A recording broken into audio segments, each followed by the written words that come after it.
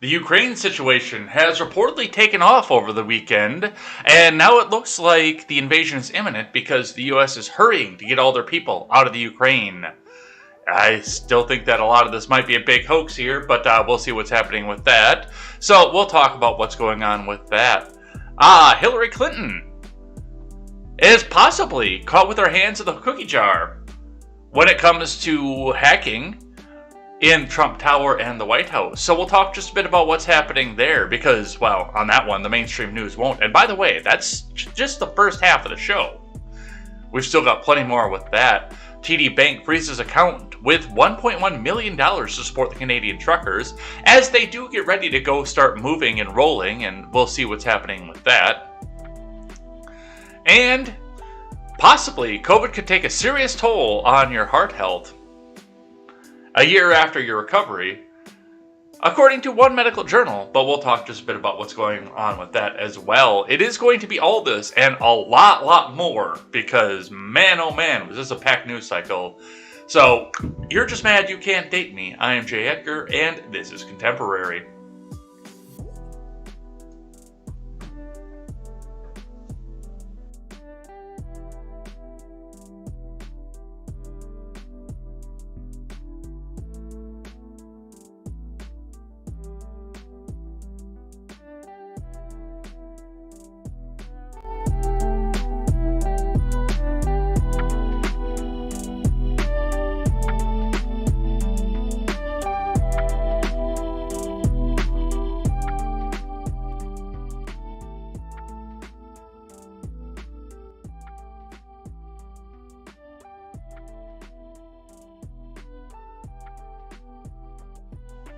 Good morning, Edheads. Welcome to Contemporary. My name is Jay Edgar. What a weekend. And, you know, the thing is they always tried to push a bunch of stuff in on a Friday, especially late on a Friday, so nobody would pay attention to it. And this would be the Friday to do it, too, because, you know, a lot of people are working today. A lot of you are watching this from your work desk. And, you know, by the time you get done, you get out, you get home, especially if you're on my work schedule, it's 7, it's 8 o'clock. It's too late to go out and get dinner, unless you've got a major reservation like the Zeds do, so keep in mind, we'll be getting out of here a little bit early tonight over on KTZed Redemption, so watch for that. But, I mean, if you've got something out there, if you've got some sort of a reservation or something, that's really the only way you're going out for dinner tonight. So a lot of people did that on Saturday. Went out and had their fancy dinner, came home, did what they do. We're not going to go into this as a family show, so we're not going to fucking talk about that shit. But yeah, they go home, they did what they do. That kind of fun stuff over here. So that all got done. Everything else went according to plan. And then, of course, the Super Bowl this weekend and the actual holiday of Valentine's Day as well. So a lot of this stuff it dropped on a Friday. I was a little surprised by how much stuff I was pulling up out of the news on Friday, getting ready to go put on the stack for this morning here. Because, yeah, it's the kind of stuff that they don't want you paying attention to. They want you talking about the Super Bowl, who won, which, by the way, I have no idea, because I didn't watch a single minute of it. I got some stuff on the top of the show about the Super Bowl, but I didn't watch a single minute of it. But, yeah, that's what they do on the news here, and they went just a little bit overboard on it this time here, so we're going to get into it. We're going to get started. This is going to be a long show, but there is, by the way, no daily ignoramus today as well, so do keep that in mind as we are powering through the rest of this here, and hopefully we're not here until fucking noon. But let's get into it. Let's get started. Let's get the live chat up so I can see what you guys are doing. You guys do make sure that if you're just lurking, or first and foremost, you tell like 10 friends about this show so they can come back and get their news. But I know I say this on Friday for all the regulars here who are up here and filling the chat with all kinds of fun, spicy stuff, but make sure you guys do say something in the chat all the way the rest of the way through the week too, because, you know, I like coming in and saying thank you to you guys, but the only way I know that you are here is if you say at least one thing in the chat throughout the day. But also make it spicy, because even though I don't do it on the air, I do go back and read everything that you guys say, and when I see some of the spice that you guys do put up there, it makes me smile. You guys want me to smile, right? So make sure that you get all your commentary in there. Let's get into it. Let's get started. But before we do, make sure you guys go check out turnsofpagesproductions.com. Turnsofpagesproductions.com. We want to set up to be your one-stop shop for all of your news and commentary needs. We want to carry great shows such as the Daily Ignoramus, the Breakdown with Birkenhoff, the R-Rated Conservative, but also the new upcoming project with Britt and Sean Hickman, and the Porch Boys. So go check out all those shows. They're all great friends of the show. We've got something else in the works as well if we can get this started. Which part of that's on me, because I got to get myself a fundraiser. Because it sounds like you guys, especially coming tax time, want to come back out and help the channel. So we will definitely go and do that. We'll get something started here and see if we can't get this launched up. We are looking to get another $1,500 for startup costs for our web developer, because she's awesome, and we want to make sure that we like Bobby Joe. We want to make sure she gets paid, so definitely go check out, bookmark the page, turnsandpagesproductions.com. We'll have a launch party once it gets launched, and that's where we're going to go from there. Let's get into your finance for the day. Looking in first at the Dow, which had a tumble throughout the day on Friday. At the end of the day, as the Russia invasion became imminent here. So we'll talk. I know that that's one of the things we're going to talk about in the futures. Possibly look like they're going to be looking down as well. On Friday, the Dow went down to 34,736.06. That is down 503.53 points, or 1.43%, with a major dive around 1 p.m. local time when the news came out about what was happening in the Ukraine. So that's what we'll see happening off of that. We will see where that goes and what happens with that. Looking in at your Bitcoin is up 1.22% over the last 24 hours to $42,588. That is up $513 per coin. And remember, Dr. J tells us all that you cannot be a true libertarian unless you have sold off all of your assets and put it into Bitcoin. Legal note, this is not official financial advice. Do consult with your financial advisor over any decisions, and do not take the advice of somebody who is trolling you on the internet by trying to troll another politician that came before him. Always check with your official financial advisor before you make any decision. But that's what we see coming off of that. Looking at your hard metals, copper is on the average down, steel is up, and aluminum is down, which, I mean, if we're going to war, copper is probably going to come up a little bit. The copper markets are mixed right now, but only with one here. All copper plays, except for number one, bare bright copper wire, are down. Bare bright copper wire is up. On your steel, it's a little bit more mixed as well. Conduit steel is down. Otherwise, we see a major upswing in all of the steel plays. Aluminum. Aluminum's another one where aluminum copper fin radiator is down, but it looks like all the other aluminum plays are looking up right now. Looking at your other plays here, electric motors are down, ballasts are up, lead is up, but batteries are down. Catalytic converters have turned south, except for small foreign cats, which have turned up. Compressors are up, alternators are down, carbide is up, hard drives are down, motherboards are up. Power supplies, low-grade boards, and PC tower are all down. So make your decision. If you do need to bring some scrap out to your local scrap yard, keep in mind that these are not local prices. These are national averages. Do consult with your local market before you bring something in, and do not use this as gospel. Let's see what IBD has to say for the morning. Dow Jones Futures erase losses on Russia comments. Market rally at key level.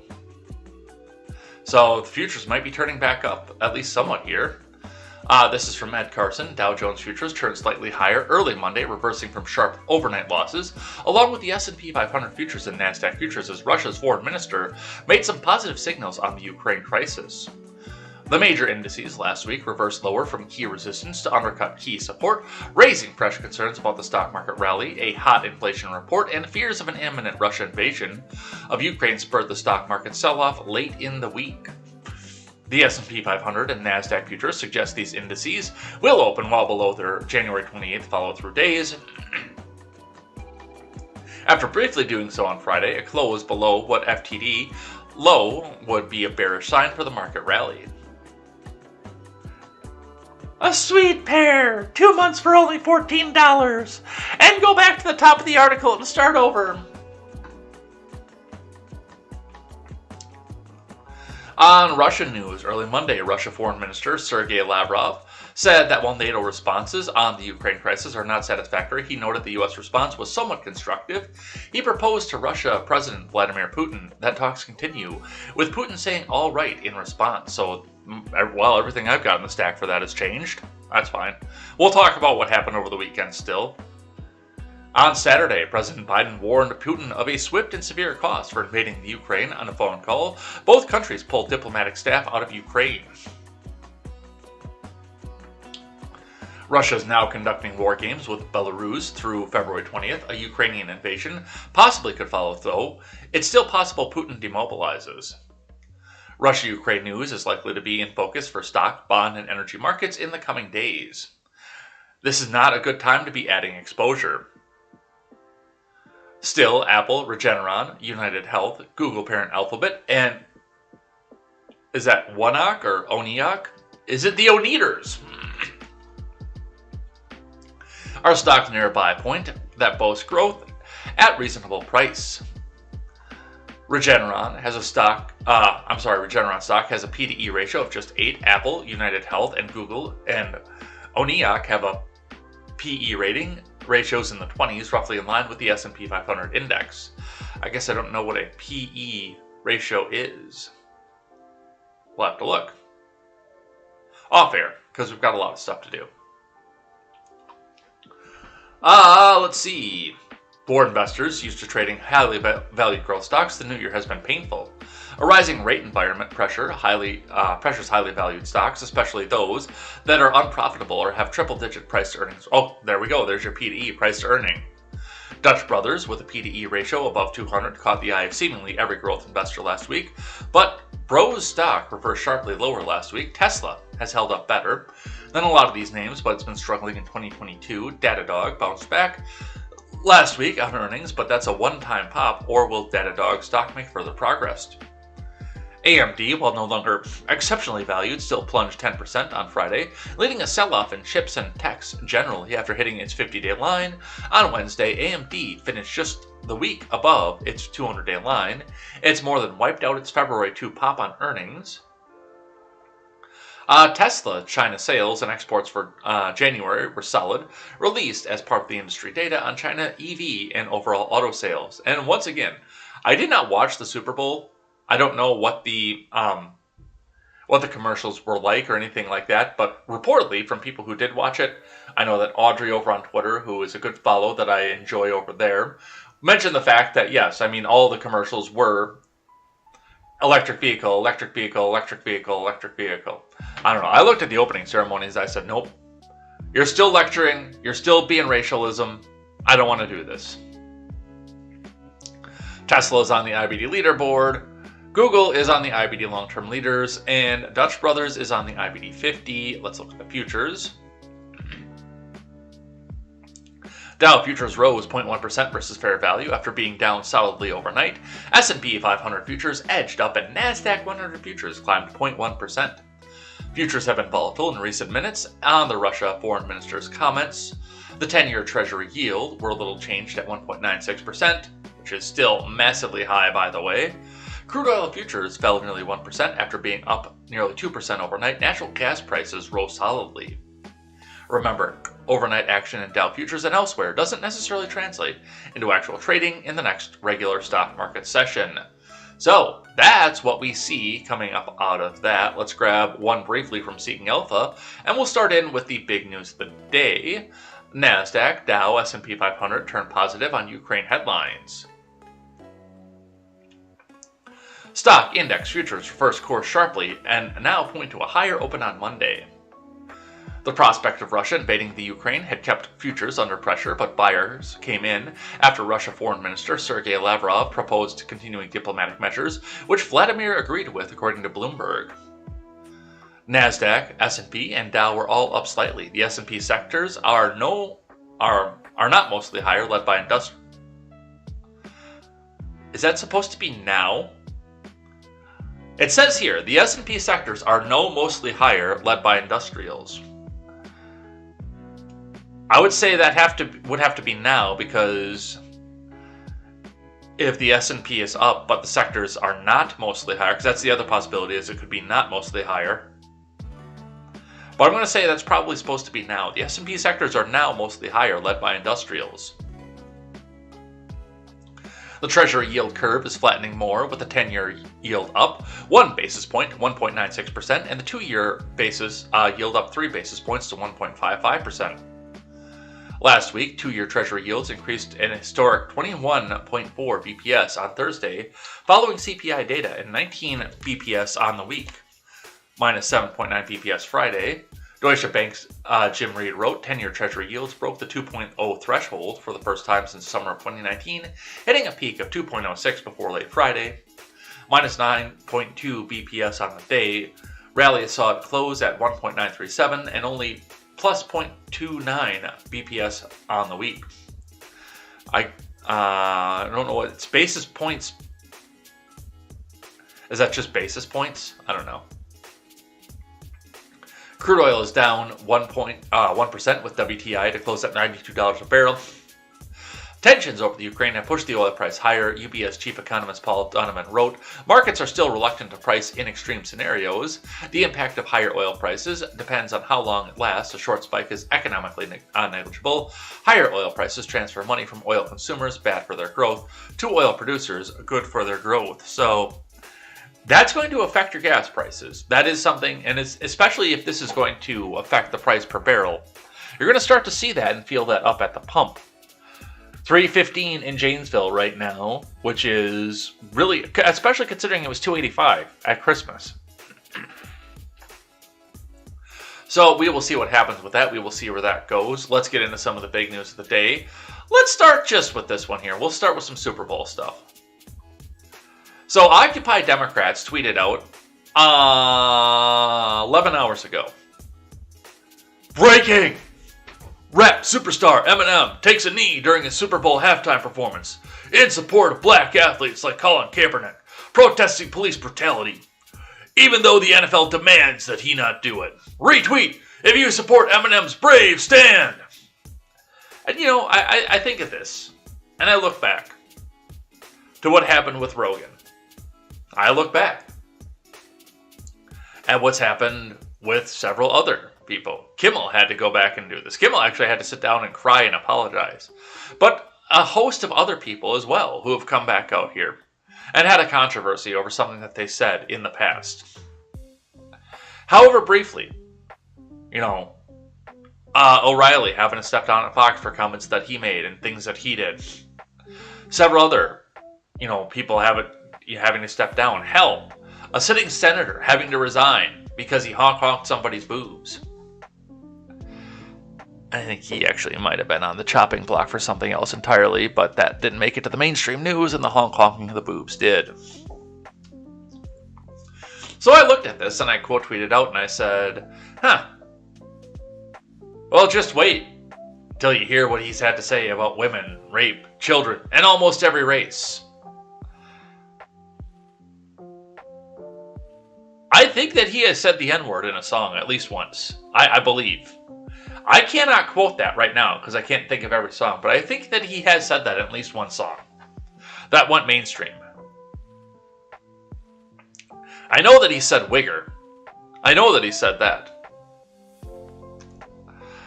But even if he hasn't said the word, he has said horribly disparaging things about people of Hispanic origin, people of black origin, people of white origin. He said horrible disparaging things about women.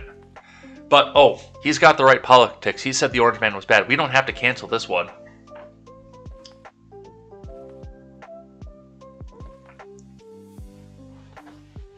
So, that's what we have to say about that.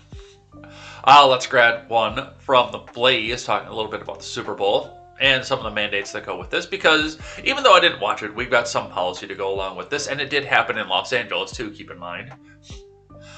From The Blaze, despite mask mandate for the Super Bowl, numerous celebrities caught maskless at the SoFi Stadium. From Paul Saka. In order to attend Super Bowl 56, attendees need to wear a face mask at the SoFi Stadium in LA. However, photos and videos show numerous celebrities blatantly not wearing masks while enjoying the Super Bowl. The official NFL website states fans will be required to comply with all LA County COVID health and safety protocols, which is why the celebrities didn't have to do it. See, there's your workaround right there. To enter Super Bowl 56 campus at SoFi Stadium, updated protocols include, but are not limited to, mandatory mask requirement inside the stadium for everyone 2 years of age and older, regardless of vaccination status. LA County Public Health website states mega events are at higher risk for the pox transmission because of the attendees are spending long periods of time physically close to large numbers of people they don't usually interact with, thereby increasing the risk that respiratory particles will be transmitted between attendees and participants if someone present is infected. Places that serve food and beverages indoors are also at a higher risk because persons are indoors for an extended period of time and may remove their masks when they eat or drink. It's strongly recommended that event operators serve food and beverages only in designated dining areas. Despite the mask mandate, there's no shortage of photos of celebrities not wearing masks while appearing to be eating or drinking, appearing to be eating or drinking. The NBC broadcast highlighted celebrities attending the 2022 Super Bowl, which exposed several celebrities not wearing face masks, including LeBron James, Earvin Magic Johnson, Charlize Theron, Mark Wahlberg, Sean Penn, and Matt Damon. Sean Penn, of course, being one of the biggest one for you, the little people, having to wear your mask. Let's have a look at the video that's here. In the house, LeBron James, and of course, Earvin Magic Johnson. Actresses, well, Charlize Theron is in the house. Mark Wahlberg making a call, making sure his peeps are here. Sean Penn looking cool as ever, and Matt Damon finding his spot as well. That's pretty cool. Yeah, I'm pretty sure this COVID thing is over. I don't think that they can enforce anything right now at this point. They can try. Talk show host Ellen DeGeneres shared a photo of her maskless at the Super Bowl. Holy shit. The years have been rough on that one.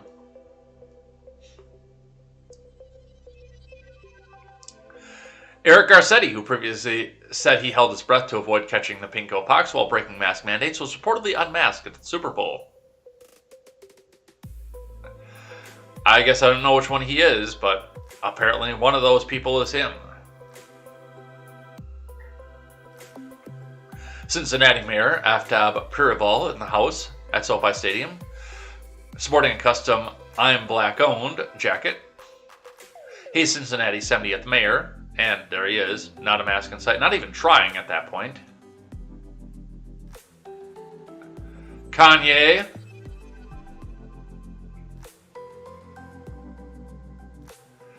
Trevor Noah, I think.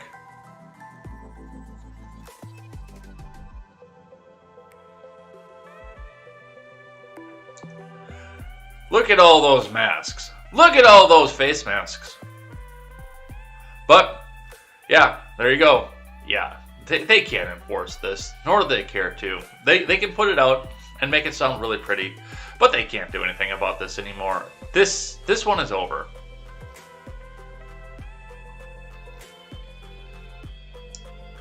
All right, another one here.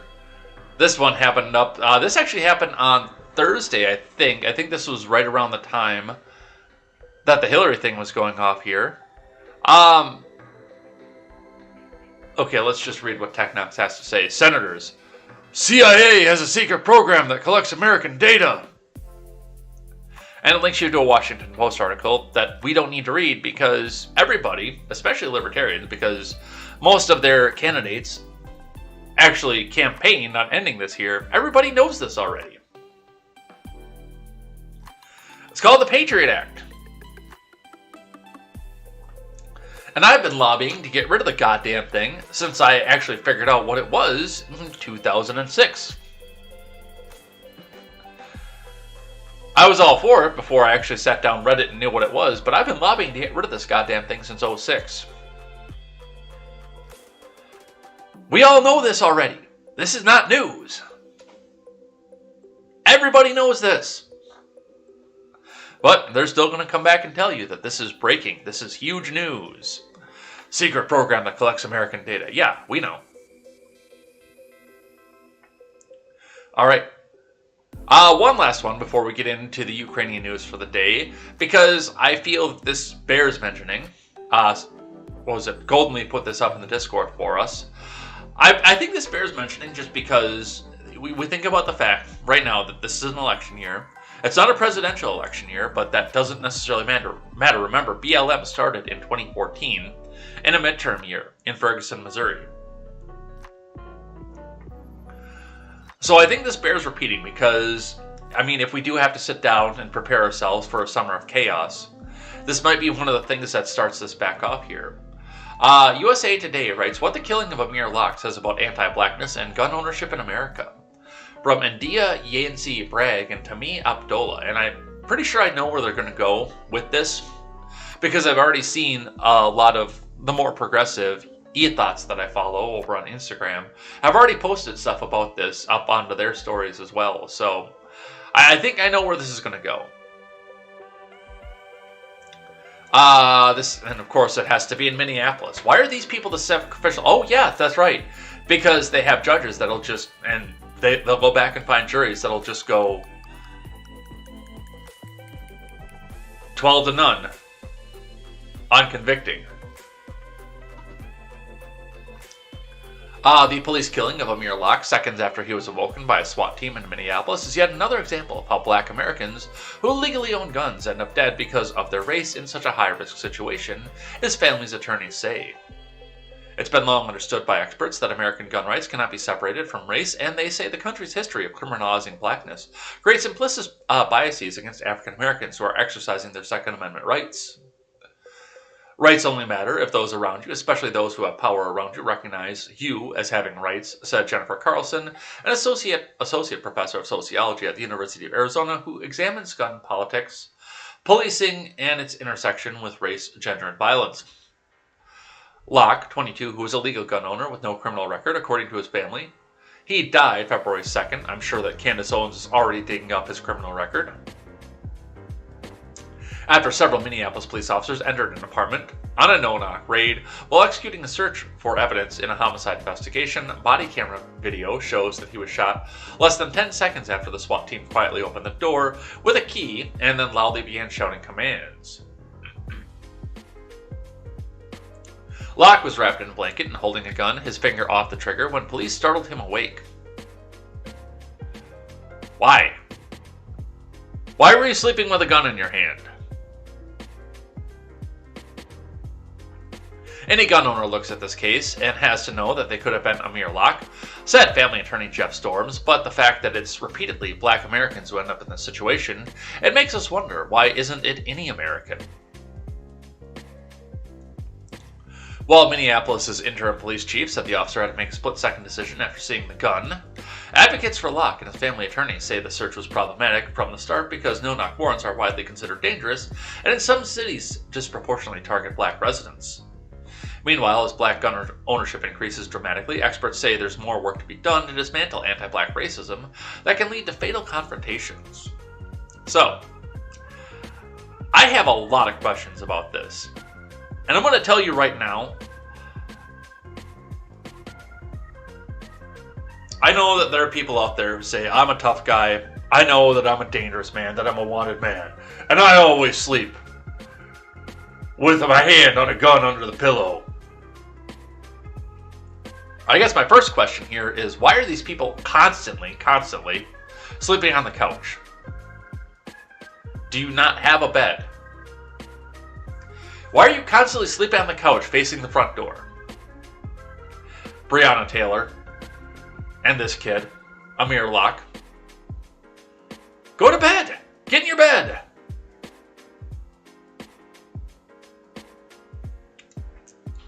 But why are you sleeping, especially if you have no record?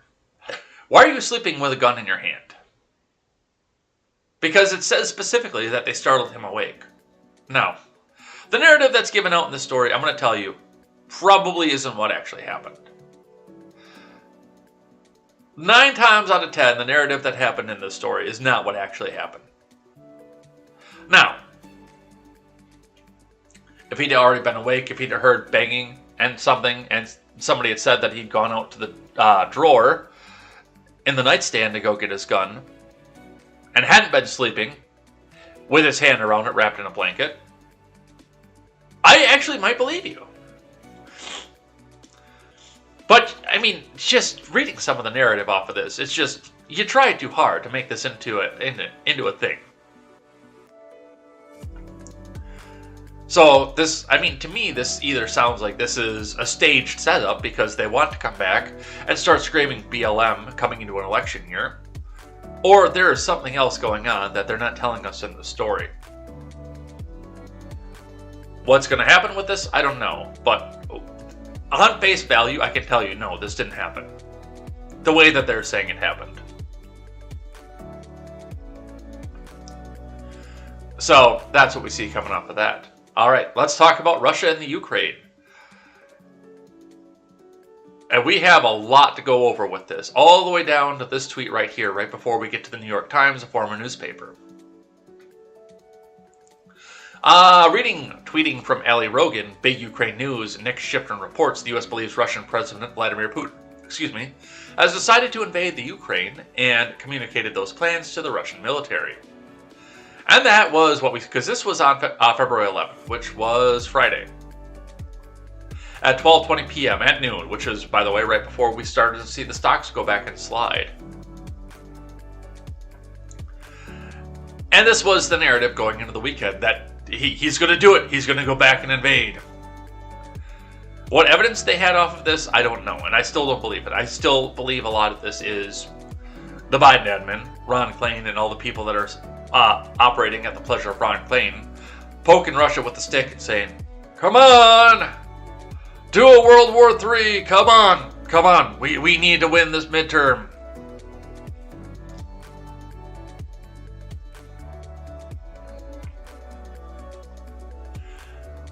All right, let's go with the Blaze. Ukrainian leadership says Russia has a multifaceted plan to destabilize Ukraine, which is an interesting way to go with this because this is the first time Ukraine is saying, yeah, they might try to do something with us. They're not saying full-scale invasion, but they're saying, hey, something might be happening here.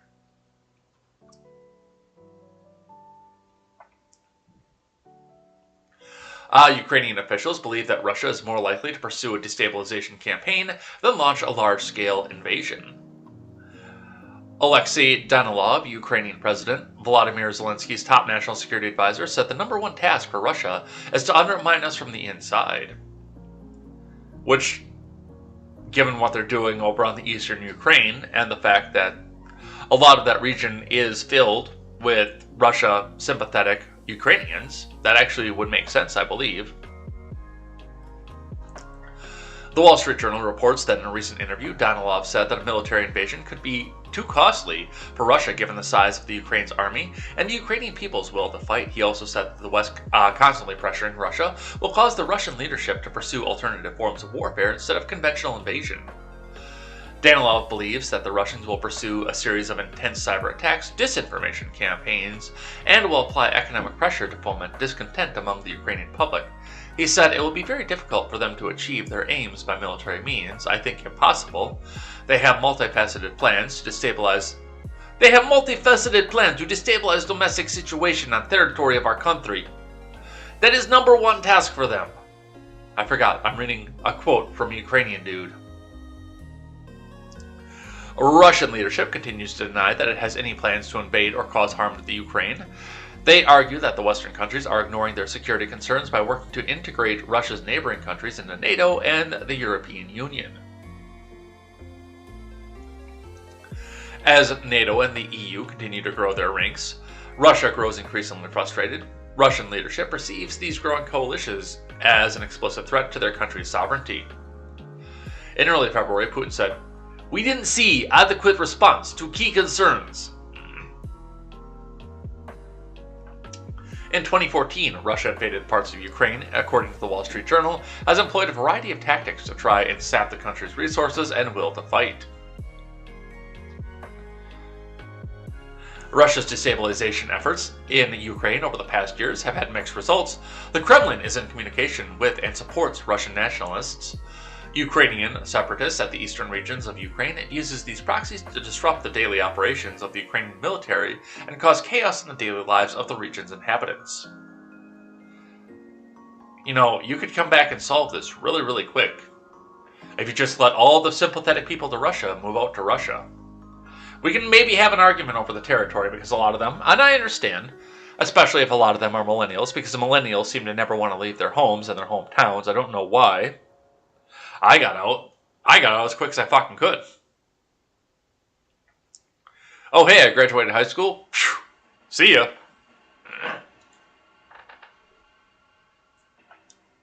But, hey, if they're sympathetic to Russia and the border is right there, just let Vlad sit there at the desk and say, okay, you want to come into Russia, you come into Russia. You come in, you get citizenship, you do paperwork, you are now citizens. We build you new life.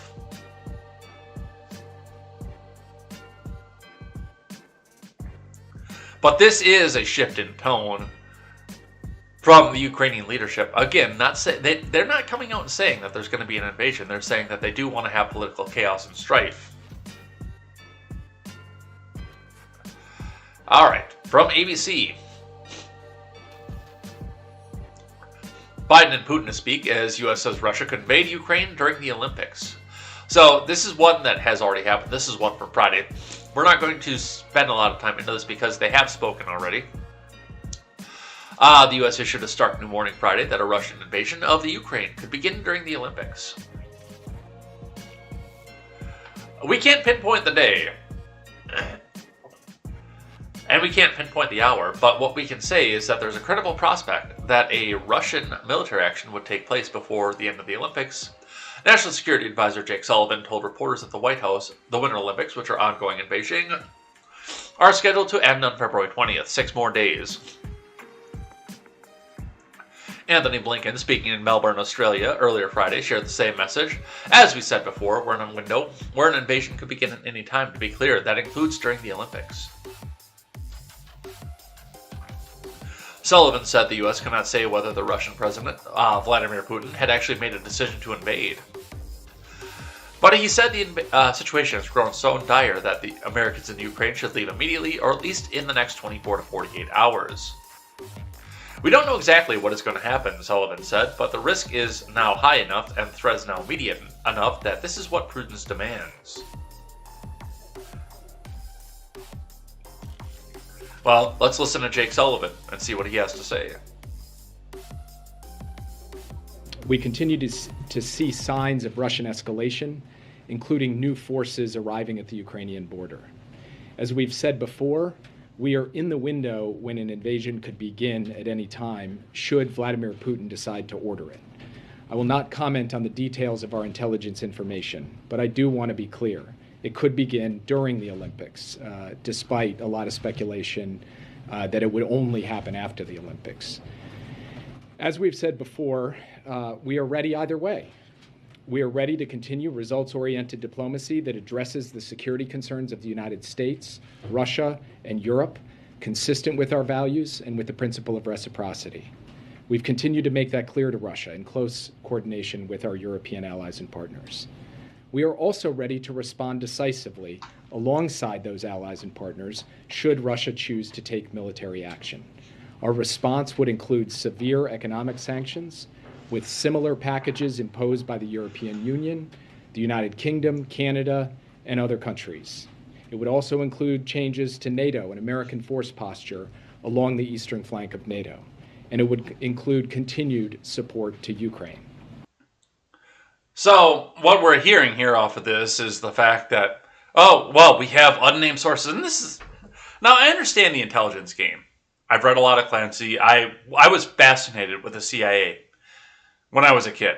So I want to know everything about it. And I've read a lot of things about the organization, how it works, what it does, and everything else that goes along with it. So I know considerable amounts about how they do this. And I understand, you know, they can't come back out and name sources. But, I mean, in a situation like this, where there is no credibility, where the mainstream media comes out and says unnamed sources, now with the CIA coming out and saying unnamed sources as well, in a time where it would be politically expedient for another war to be launched. to go get all those big dollars back off of Raytheon, and also take the eyes off of things like the inflation report, to take your eyes off of things like destabilizing inner cities and rising crime rates in the inner city, including what happened with Amir Locke apparently earlier off with this. I think we're going to need a little bit more than just, oh, well, we think this is going to happen. And we just got knocked off air for a second.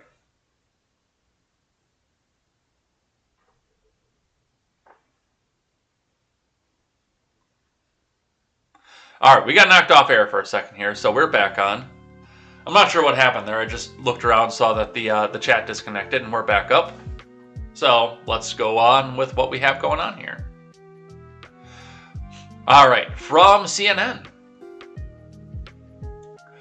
Biden tells Ukraine Zelensky that the U.S. would respond swiftly and decisively to any further Russian aggression. From Natasha Bertrand, Jasmine Wright, and Don Judd, and Matthew Chance.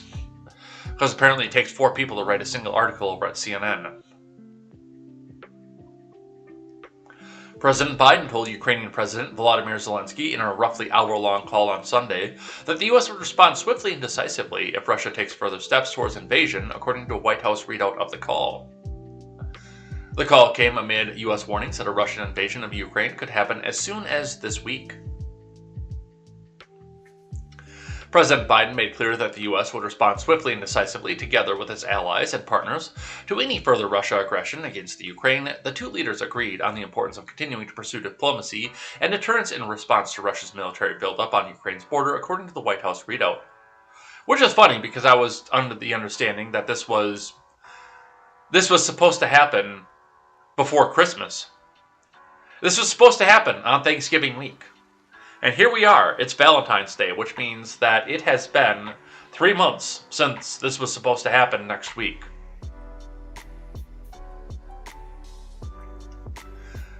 Let's see. A senior Ukrainian official said Zelensky has renewed calls for Washington to provide greater military and financial support to the Ukraine and asked Biden to visit the Ukraine as soon as possible. U.S. officials said a trip by Biden to Ukraine is extremely unlikely. Yeah, I'm sure not. Because there's a lot of stuff that is still brewing between the Biden family and the Ukrainian government. That I'm sure that he might get his hand caught in a cookie jar with if he happens to go over there. The official who had been briefed on the conversation told CNN that Zelensky used the call to suggest what the officials described as concrete ideas to diminish Russian threat to Ukraine, such as providing the Ukraine greater military support, including more advanced weaponry. Zelensky also emphasized to Biden the need for significant financial packages for the Ukraine. According to the official told CNN the Ukrainian leader stressed his U.S. counterpart that strong economic support would, in the words of the official, show Putin that the West stands with the Ukraine, and the impact of Putin's escalation would bear no fruit. According to the Ukrainian official, Zelensky... Okay. Never mind, we read that already. So, yeah, the two of them sat down and had a phone call, which is fun because, again, this is the guy who made the phone call with Trump that set impeachment 1.0 into motion. Is it 1.0 though? Because really, honestly, they've been calling for that since the beginning. They probably made a few attempts beforehand too, so I don't know. I look at the map, I look at Russia, and I know that, like, Nailbender over in the Discord will come back and say, oh, no, well, he doesn't care about anything Western or anything like that. All that Vladimir Putin cares about is just going back and what the West is doing to everybody and retaliating against them. I don't think that's it. Like, I've looked at it. We've looked at the map on this show before, and there's no strategic importance to invading and taking the Ukraine. I'm sorry, there's no strategic importance to that. I know it's sexy to sit back and think that Putin could take over at any second, and we're in the midst of World War III, but there's no strategic importance to Russia taking the Ukraine.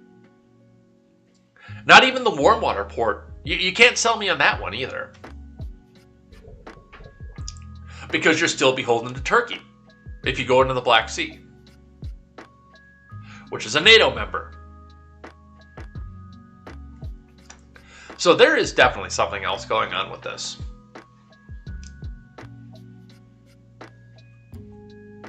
I don't know what. I've theorized that this is a partial punishment for what happened, the fact that Zelensky made the call with Trump. That put all the focus in the eyes of the people on the right wing onto Hunter Biden. And I do think that part of this is what little bit is left of the brain of Joe Biden trying to protect his only living and remaining son. I do feel that this plays a role into this, especially given the timing.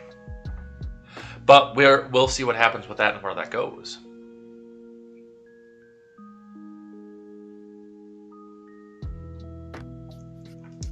Here's an op-ed from the New York Post.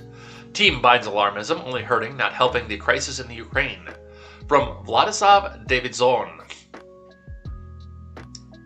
I don't know who this person is. Let me actually see, because I think he might be a Ukrainian official. Let me just see if I can get an early life on this guy.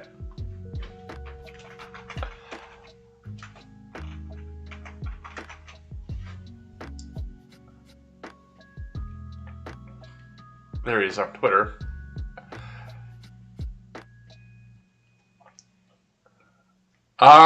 He's on the Atlantic Council.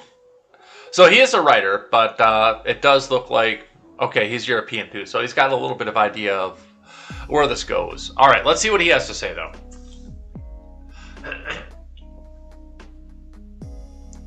As Russia continues to build up forces along several sides of the Ukrainian border, diplomacy among Europe, America, and Moscow continue, and the crisis seems to have reached an impasse. But Ukraine is already seeing further suffering, partly thanks to its American ally, no less. The Biden admin's alarmism is actually aiding the Russian strategy of cutting off Kiev from the West.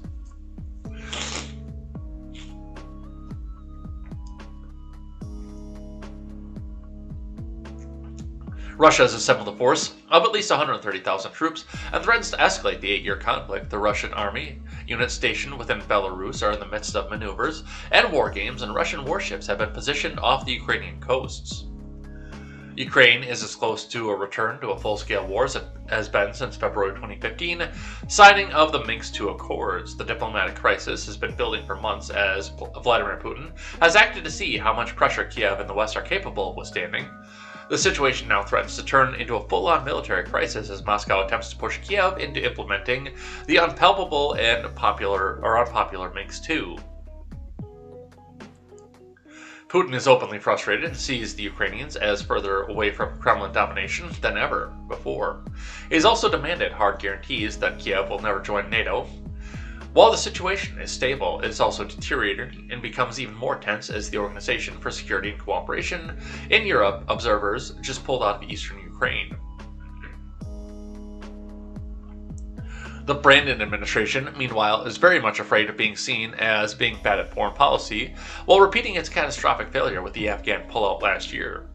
Washington has sounded the alarm and evacuated the embassy, sending its diplomats to the country's western border. Numerous Western nations, including Israel, Canada, and the UK, have followed the Americans' lead and are pulling their diplomatic staff and resident citizens from the Ukrainian capital. The Brandon admin has stated that it has intelligence that Putin has made the decision to invade. Washington is calling Moscow's bluff. The Ukrainians, though, have forthrightly pushed back against the White House's public statements of an imminent Russian invasion, which threatens to create economic panic and a run on their currency. The situation is very serious, of course, but Ukrainians say it's not much different than what it's been since last summer, and the rhetoric coming out of Washington, however welcome the concern, has had some rather adverse effect. Several airlines have already announced they will no longer fly into the Ukraine, as insurance companies no longer want the risk of having another commercial plane being shot down over the Ukrainian skies. On Sunday, Kiev announced it's creating a fund to underwrite flights to the tune of $600 million. In effect, Ukrainians are being unfairly cut off from air traffic and de facto blockaded from the air by their Western allies as the Kremlin threatens to do the same from the sea. It's a bizarre adjunct to Moscow's strategy of economic strangulation that's been putting more and more pressure on the Ukrainian economy.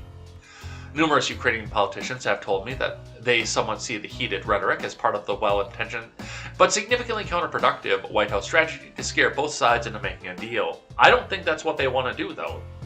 I mean, I look at what's happening here. I look at what has happened in the past. And I look at, and something that's been mentioned on our side of the Atlantic Ocean for years and years and years on end, and that is the fact that wartime presidents who are in the midst of a war, tend to get elected. The party that's in the midst of a war, when a war breaks out, tends to stay in power. Look at Bush. Bush was fucking terrible. Bush was an evil, evil man who was able to use combat pay to push off the impending doom of our economy onto the next guy in 2008.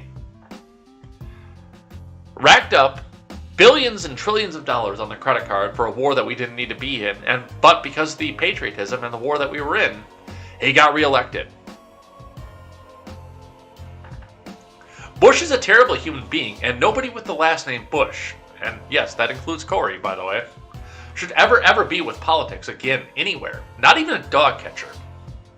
And yet, because of the wartime aspect of this, he got reelected. This isn't about, and, you know, some of the economic strangulation. You know, Russia's trying to strangulate the Ukraine, but the U.S. also. You know, let's get our ambassadors out of here. Let's get our diplomatic staff out of here. Hey, let's stop sending airplanes over to this place here. There's an economic strangulation that will weaken Kiev and make them a juicier target for Russia. Everything that I'm seeing seems to be the West, whether it be Europe or not, because I don't know that Europe necessarily wants this, but definitely the U.S. wants to see this invasion happen. And I think it's all political. It really does seem to be.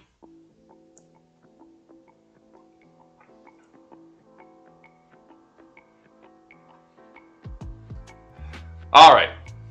From CBS. U.S. preparing to withdraw all personnel from the Ukrainian capital within 48 hours, sources say. From Margaret Brennan, Christina Ruffini. Now, we probably don't have to spend a lot of time on this one because this has been covered a couple times already. The U.S. is preparing to withdraw all personnel from Kiev in the next 24 to 48 hours. 3 sources confirmed to CBS News, and continuing tensions with Russia along Ukraine's border. Wow, I can talk this morning. I can read, I promise. The U.S. has already ordered all non-emergency employees to leave the U.S. Embassy in Kiev. The U.S. Embassy tweeted Saturday morning that the continued reports of a Russian buildup on the border with Ukraine indicated potential for significant military action. The U.S. has threatened massive economic and political consequences if Russia invades the Ukraine, but the pressure hasn't stopped Russia's massive military buildup. U.S. officials say Russia now has 80% of the forces it will need to launch a full-scale invasion, and the rest are en route. More than 100,000 Russian troops are massed along Ukraine's border to the east in Russia and in the north in Belarus.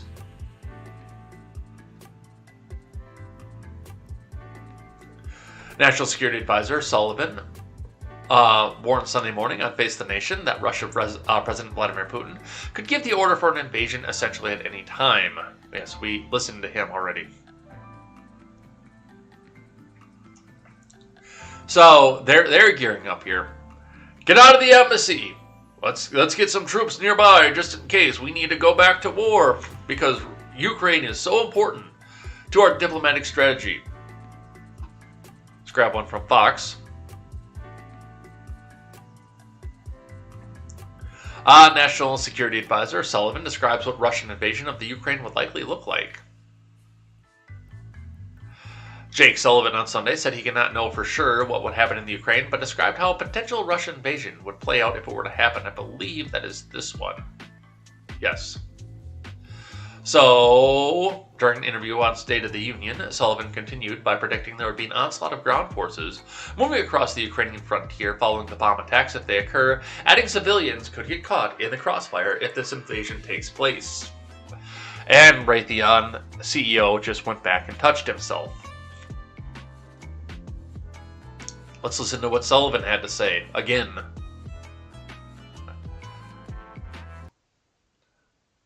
The intelligence community has sufficient confidence that I can stand before you today and say what I have said.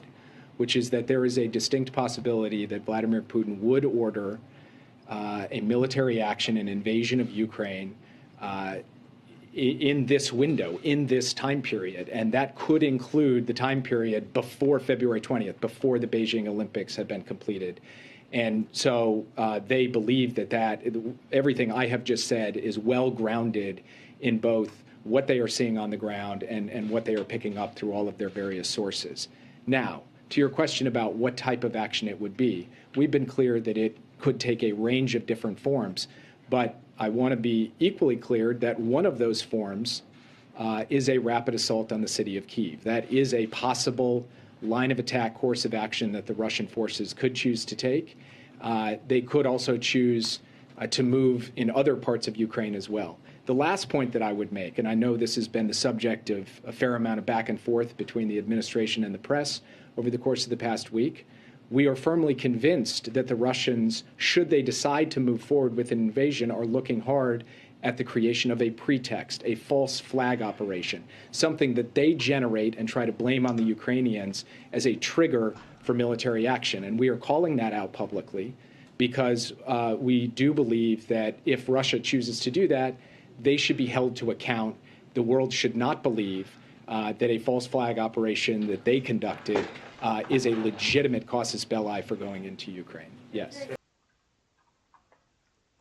I don't know, man. That sounds an awful lot like we're going to go do something and then we're going to go blame it on Russia. We're going to start this thing and then we're going to blame it on Russia and say it was a false flag. Because they've been yelling about false flag for months and months and months on end. It could be a false flag. It could be a false flag. They might do a false flag. It kind of tells me that they're getting ready to do their own false flag and then go blame it on Russia. The intelligence community has sufficient confidence that I can... All right, shut up, you. All right, Putin got into this as well. I don't know if we're going to be able to hear this because I actually didn't listen to this previously, so I don't know if he's speaking this in English or not. But Putin, after his talks with Macron, they're trying to reassure Russia that saying that NATO is a peaceful and purely defensive organization. Iraqis, Libyans, Afghans experience their own life in the extent to which this corresponds to reality. Let's maybe listen. Россию по-прежнему пытаются успокаивать рассуждениями о том, что НАТО мирная и сугубо оборонительная организация, сугубо оборонительный союз. В том, насколько это соответствует действительности. Does anybody speak Russian? All right, we'll skip over that one because none of us here knows what he is saying. Let's grab one from the Associated Press.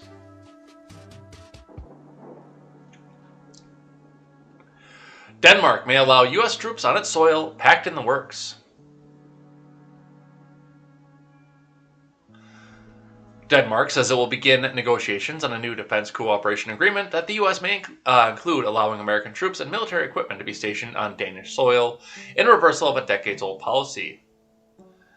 But Danish Prime Minister Mette Frederiksen stressed to reporters Thursday that the move is not due to current tensions between Russia and the Ukraine. She said talks on intensifying military cooperation between Copenhagen and Washington have been in the works for a long time.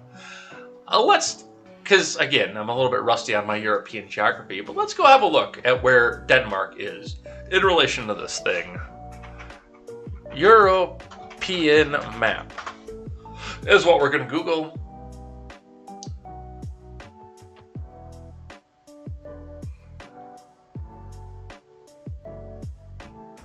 Pull out the old map and see what's going on here. Yep. So, I mean, strategically, this is not a massive win unless you're going to do ground and sea deployment troops because Denmark, which is what I thought, Denmark is surrounded on three sides by water. And on the fourth side by Hamburg.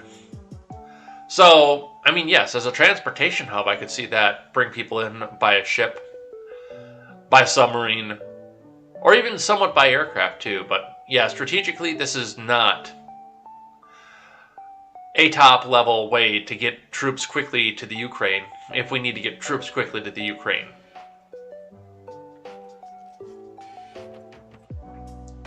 So I can see where this actually was possibly some sort of intervention that's been happening for quite a while.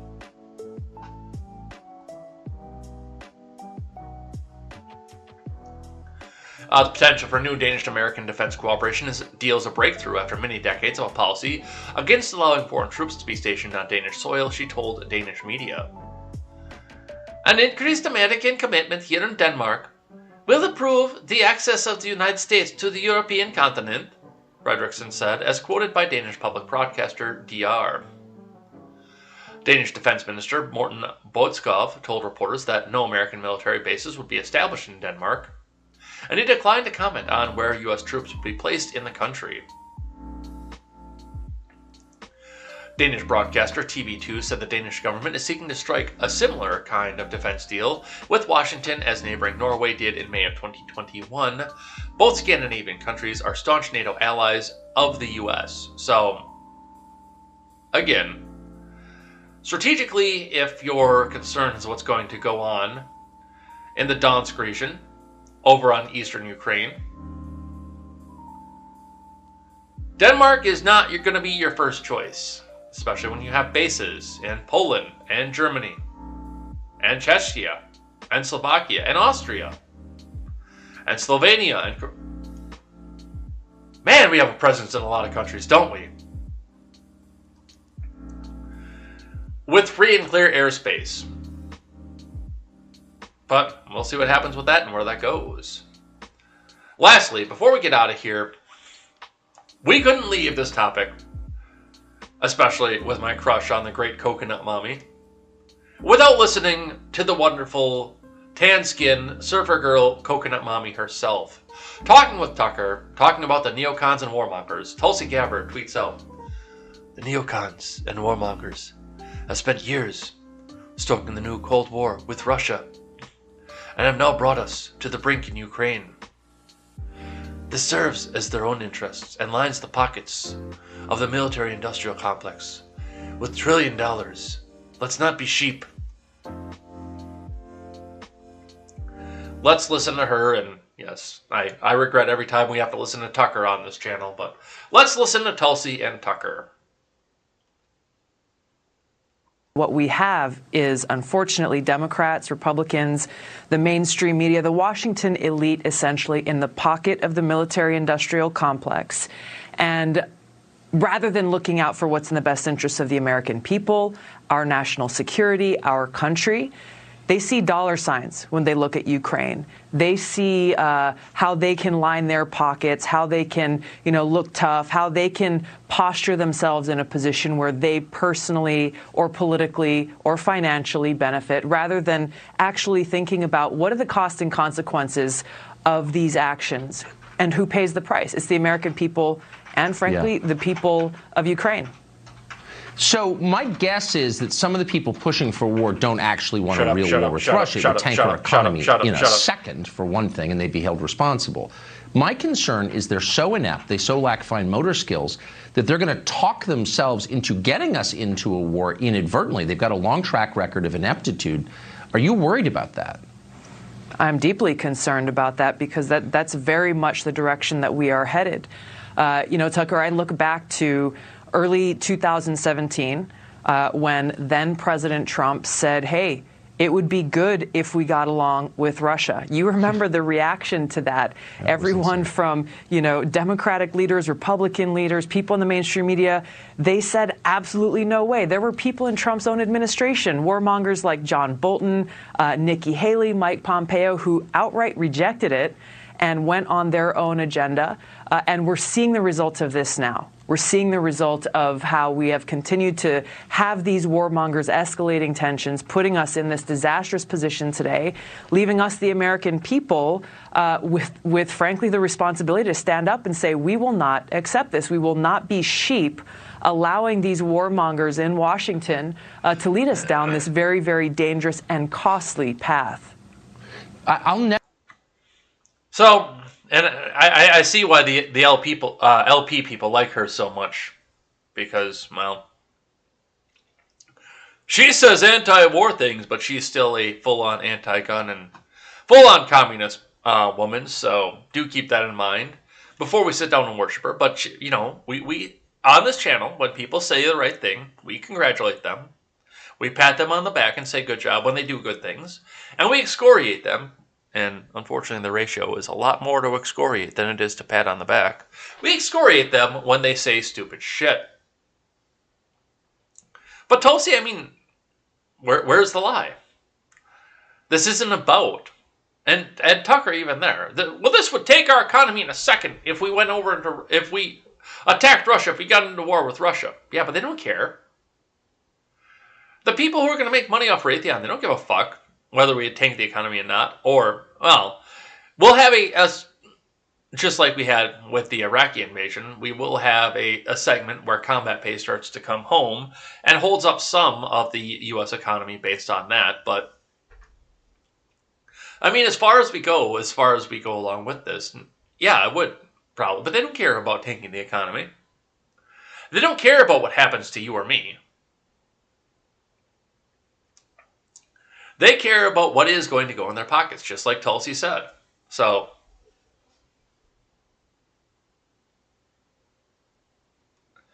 I do think that's a possibility, Linda Cloud. I do believe that is a possibility.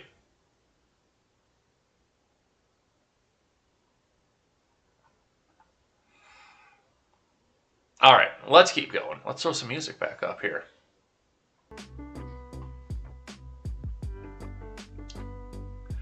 All right, let's switch teams here. Let's go talk about what happened between both the former president and the former Secretary of State, who was a presidential candidate, because this got done nice and fun. Now, this is a story that actually fell completely flat, and I'm kind of glad that it did. It is worth talking about, so we'll talk about it briefly, and I'll go over a little bit why I think it fell flat. A, because the New York Times and other super left-wing outlets were the only ones who ever even mentioned it. That's going to be a big part of it. But B, well, like I said, there's a reason this all fell flat. Archives found possible classified material in boxes returned by Trump. From Reed Epstein and Michael S. Schmidt. The National Archives and Records Administration discovered what it believed were classified information and documents Trump had taken with him from the White House as he left office, according to a person briefed on the matter. The discovery, which occurred after Mr. Trump returned 15 boxes of documents to the government last month, prompted the National Archives to reach out to the Justice Department for guidance, the person said. The department told the National Archives to have its Inspector General examine the matter, the person said. It's unclear what the Inspector General has done since then, in particular whether the Inspector General has referred the matter to the Justice Department. The IG is required to alert the Justice Department to the discovery of any classified materials that were found outside authorized government channels. Making a referral to the Justice Department would put senior officials in the position of having to decide whether to open an investigation, a scenario that would thrust the department into a highly contentious political matter. So, here's what happened. For documents, for HR purposes, for purposes of record keeping and everything else, each administration takes a number of documents with them that have to do with their presidency. This is nothing new. And I would be willing to bet, by the way, if you cracked open Obama's documents, and especially W's documents, and probably Bill and Hillary's documents, probably HW's documents, hell, if you went back into the Nixon estate and cracked open Tricky Dick's, or Reagan for that matter too, if you went over to the Reagan estate and cracked open old Ron's records, you'd find top secret materials in all of them. That's part of the reason the story fell flat. Part of the other reason the story fell flat is, yes, this came out. And yes, this could possibly be illegal. Because we don't want the top secret stuff out there where it could be leaked in case it involves somebody who is actively in the field. We as the US like to kill people in other countries, but we try really, really hard, unless they're political enemies, to not make it our own people, to make it our own citizens. We try really, really hard, we promise, not to do that. So putting top secret documentation, especially if it comes to military top secret documentation, could have the potential possibility to get leaked out and put people at unnecessary risk. Now, what's happening at Mar-a-Lago is that Trump, his home, and his surrounding areas are under 24/7 surveillance by the Secret Service. So, getting these documents hijacked and leaked out, unless Trump himself is the one that does it, is highly unlikely. In reality. But still, they want the Justice Department to come in, and they're going to come back and put him in chains. But this is a nothing story. Furthermore, if there are, because it wasn't the fact that he could just put them in a box and walk out with them. Number one, he returned them, which means he probably looked through them and found, oh no, I'm not supposed to have these outside the White House, and said, okay, somebody get these out of Mar-a-Lago. I don't want to see them anymore. And if they're still here by sunset, heads are gonna roll. Okay. That sounds like something Trump would say. But furthermore, now we have to sit back and figure out how the National Archives looked at this and signed off on this leaving. So there are a couple big reasons why this all fell flat in a hurry. But for about 45 minutes, the entirety of left-wing Twitter and Biden Twitter thought that this is the one that's going to take him down. We're finally going to see him in cuffs. He's going to be arrested. We're going to take him down.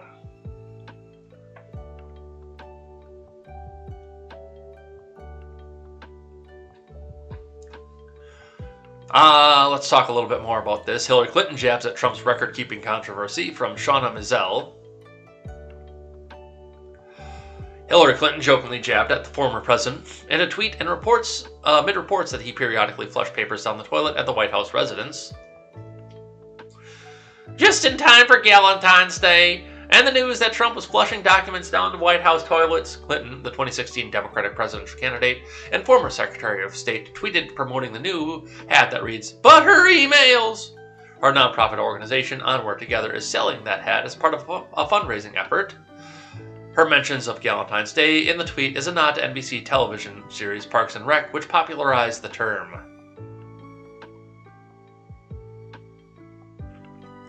Look at that. Looks like she got her adrenochrome right there. Because look at that versus that.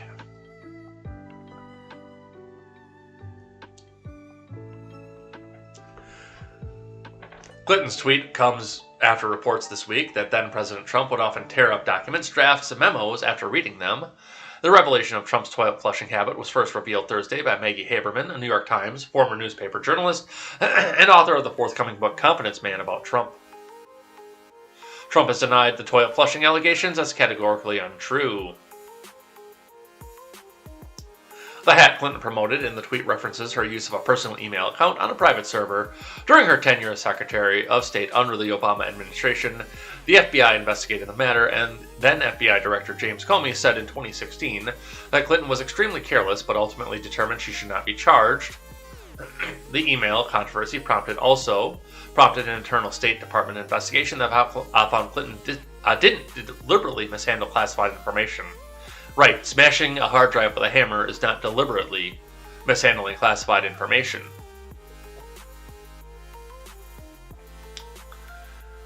So they're trying to make this come out and happen, and again, one of the big things with this is, first off, we need to know what was classified and what wasn't, because yes, even if it goes down the toilet, there is the possibility it can be taken and reconstructed. It's not a big possibility, but there is a possibility of that happening. So if there was something that was under top secret clearance, we do need to know about this. I don't believe that there was, and really honestly, I don't believe the Secret Service will let that happen. And once again, they're always watching.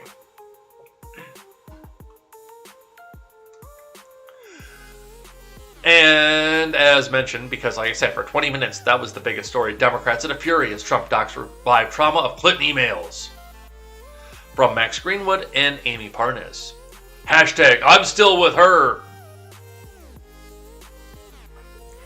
Accusations that former President Trump improperly took government documents are stirring outrage among Democrats and resurfacing years-old political trauma stemming from the GOP's attack on Hillary Clinton's use of a private email server. Look, there's Mitt Romney. Democrats say the revelation that Trump took boxes of official documents with him upon his departure from the White House last year carries the markings of a political double standard. Republicans, and Trump in particular, criticized Clinton relentlessly during the 2016 presidential race over her document retention practices at the State Department, yet many in the party have remained silent on the recent accusations against the former president. That's because it's completely apples to oranges different situation. The hypocrisy is not surprising at all, given President Trump has always had a different set of rules for himself than he has for other people, said Patty Solis Doyle, who served as Clinton's campaign manager during her 2008 White House bid. Trump handed over 15 boxes of presidential records and other materials that he had taken with him to his Palm Beach, Florida Mar-a-Lago resort to the National Archives last month. Some of those boxes were believed to include classified information, a violation of federal record-keeping laws. On Thursday, Carolyn Maloney, the chairwoman of the House Oversight and Reform Committee, sent a letter to David Ferrero and the archivist at the U.S. seeking information about Trump's handling of the White House records, including reports that he repeatedly attempted to destroy presidential records. And again, I mean, even on the MSN, what have we seen? The New York Times, CNN, and that's only on the fact that Clinton pushed back, and one from the Hill on this. This story fell absolutely flat. Because there are other people implicated into this other than the Donald. And if they do open an investigation, which they won't, we're going to have to, again, figure out how the National Archives let all this go.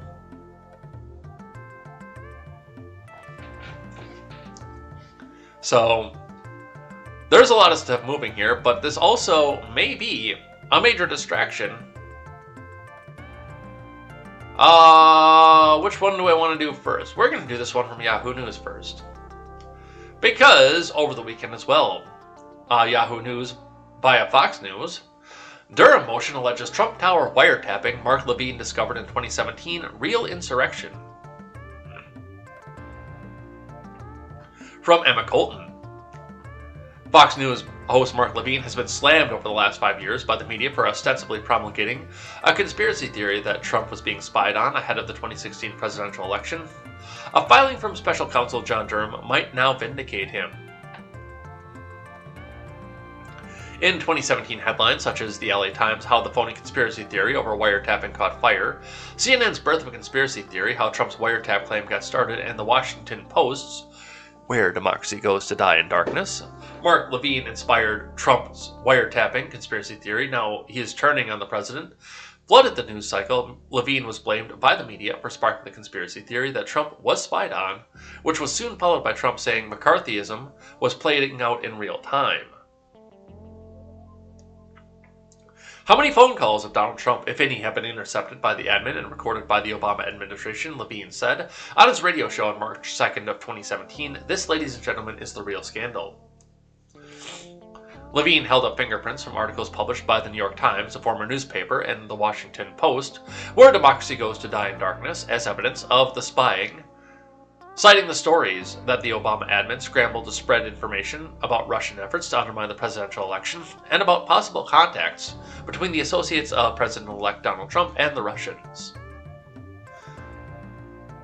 I even said at the time, whether it's eavesdropping of some other form or another, they're spying, or they're spying on his campaign, or they're spying on the transition team, and that has been going on for some period of time, Levine told Fox News Digital on Sunday in a phone interview.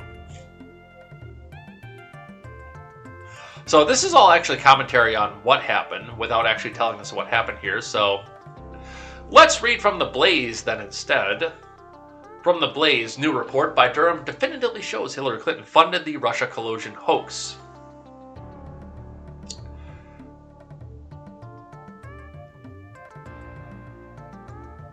From Samuel Mangold Lennon. According to a report just filed by special counsel John Durham.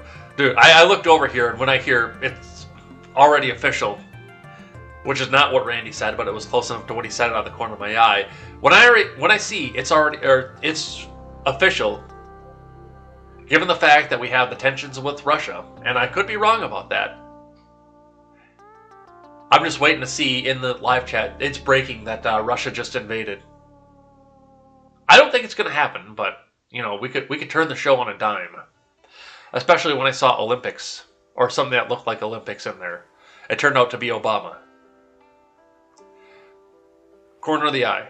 No glasses. Still a little bit blind.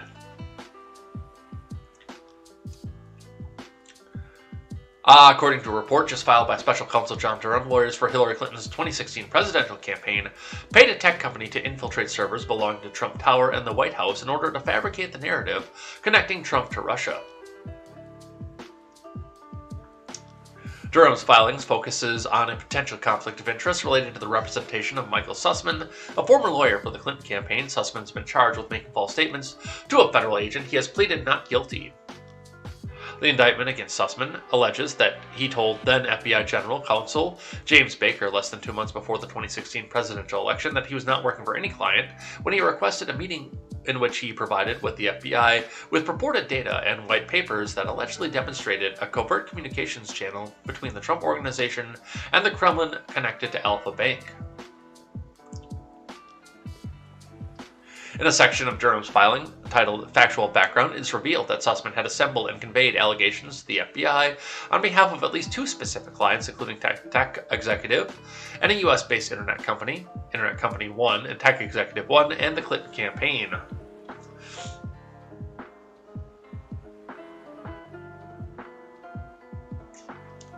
Durham's filing says that Sussman's billing records reflect that he repeatedly billed the Clintons' campaign for his work on the Russia Bank One allegations. Sussman and Tech Executive One had met and communicated with a law partner who served as general counsel on the Clinton campaign. Fox News reported that this lawyer is Mark Elias.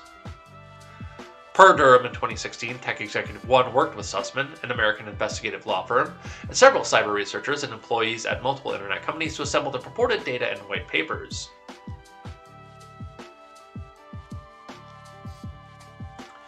So this in and of itself is damning, and of course, Hillary's never going to go to prison. And by the way, neither is Don. As much as people on both sides of the aisle would love to see both of them, neither one of them will ever go to prison. Neither one of them will ever face anything for what they've done. Hell, it would be it would be easier to put Hunter into prison for what he did in the Ukraine than it would be to put Hillary in. It'd be easier to put Biden in prison at this point than it would be to put Hillary in prison. And by the way, Biden's not going to prison either.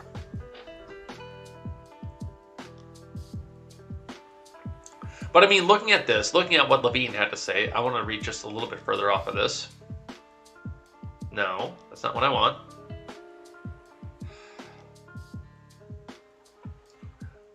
Mostly because, I mean, it's looking like lawyers for the Clinton campaign paid a tech company to infiltrate servers belonging to Trump Tower and later the White House in an attempt to tie Trump to Russia, according to the filing. So not only were they doing this during the campaign, like Levine said in 2017, but they were also trying to do it to the White House. That's treason. I mean, they had a guy who built his own gyrocopter, flew it in and landed on the White House lawn, and we never saw that dude again.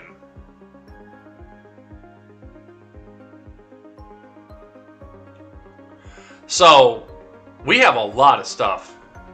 There's a lot of stuff going out here. And again, Hillary Clinton is never going to go to prison. They could find that she murdered people. Directly. Hand on the gun. Why not kill people? Which, I mean, she doesn't do that, but she pays other people to do that. But they could find her, smoking gun, standing over the corpse, holding his head, smoking gun in her hand, and she would say, "Oh, I found him this way, and I picked up the gun to just see if there was still something in the chamber before the police came in. He must have just killed himself." And she'd get away with it.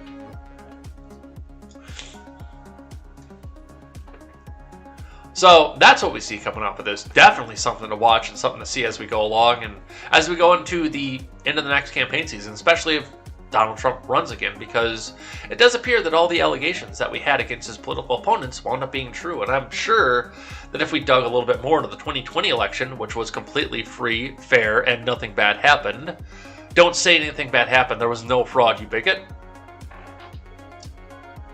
That we would find some other stuff like this coming into it as well.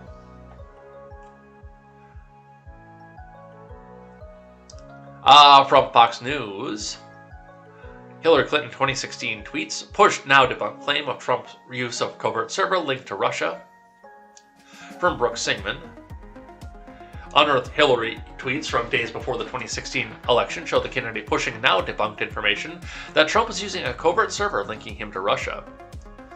Just a day after Fox News first reported that John Durham alleged that lawyers from her campaign had paid to infiltrate servers belonging to Trump Tower and later the White House in order to establish an interference in narrative and bring to government agencies linking to Trump.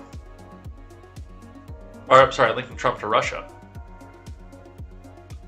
Clinton on October 31st, 2016 tweeted, "Computer scientists have apparently uncovered a covert server linking the Trump organization to a Russia-based bank," and shared a statement from her campaign senior policy advisor, Jake Sullivan, who's now a national security advisor, by the way, who now serves as, well, yeah, there we go, who's now the White House national security advisor. All these people have their hands in everybody else's pants.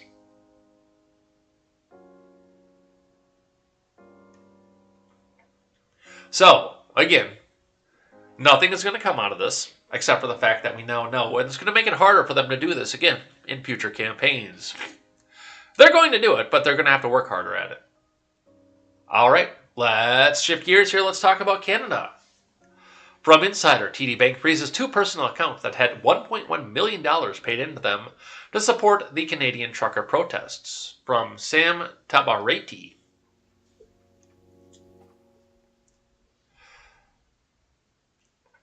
Toronto Dominion Bank has frozen 2 personal bank accounts that had $1.1 million paid into them to support trucker protests in Canada, Reuters reported.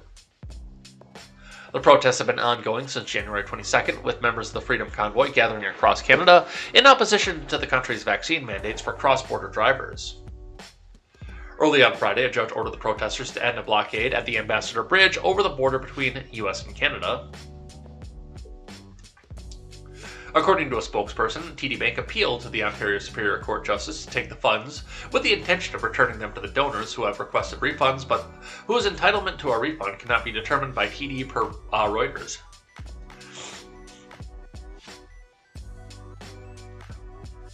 The agency reported that one of the 2 frozen accounts received a lump sum of $1 million Canadian through GoFundMe.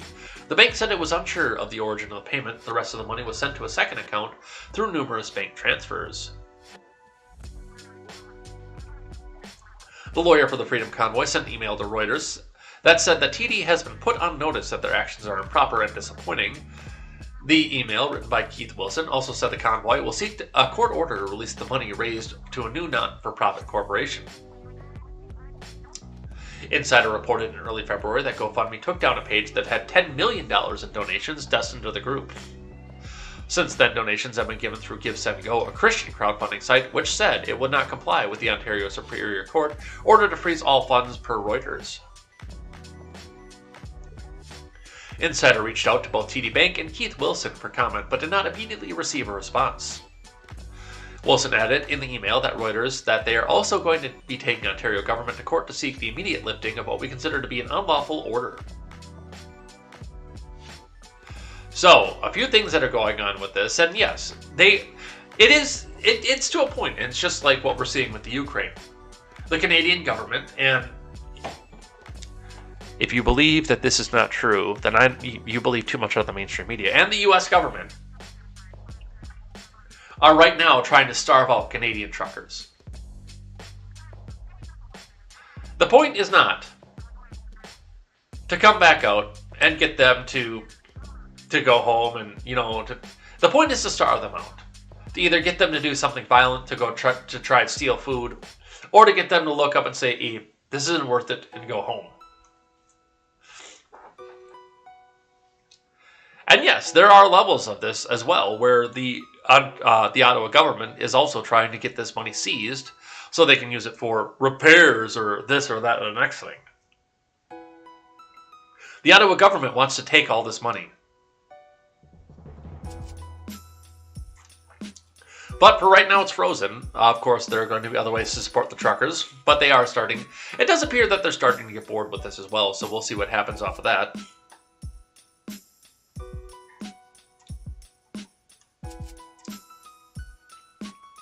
Here's an interesting video that I found. Dean Blundell says, Canadian insurrectionists are now getting home visits from the police.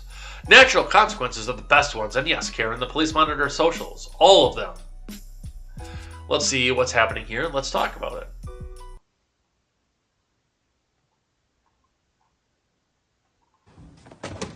Sorry, since you're at my home, can I just get your name and your badge number, please? I have a card here. Okay. It's Erica Ingram. Thank you. And this is just some information about peaceful protests. That's all it is. Okay, so you saw something on my Facebook? No, on the Facebook group. Okay, and decided to come to my personal residence to give me information about peaceful protest? Yes. Okay, so are the Peterborough Police, no, you're with OPP? Are you guys now monitoring people's Facebook pages? Or Facebook groups to who comments as to what their status updates are or what they're doing or so within the group? Just because of the protest happening province-wide, yes, we have been monitoring the protests. Okay. So there's a protest coming up. I'm simply providing you with information about a peaceful protest, and now I'm leaving. Oh, okay. That is all. So the Ontario Provincial Police are watching what people are doing on Facebook in different groups, whether or not they're commenting, participating, liking, and you guys are now doing service calls to give people information about peaceful protest. Yeah, it's just a proactive measure to make sure you understand your rights about peaceful protesting. I have a copy of the Canadian Charter of Rights and Freedoms, so I'm well within that and very understanding of that. I appreciate that. I'm hoping that you guys aren't going to waste our tax dollars continuing to do this to everybody, but now it's nice to know that we're being watched. So, if you have any questions, my cell phone number is on the card. Thank you. Okay. All right. There are a couple things that go along with this. Now, first and foremost, as was pointed out by Dean Blundell in the top and several commenters that go with this as well. And this is the thing with social media. This is one big thing with social media, is the fact that what you post there is public knowledge, especially if you post it under your real name, which I'm willing to bet that this woman did. Excuse me.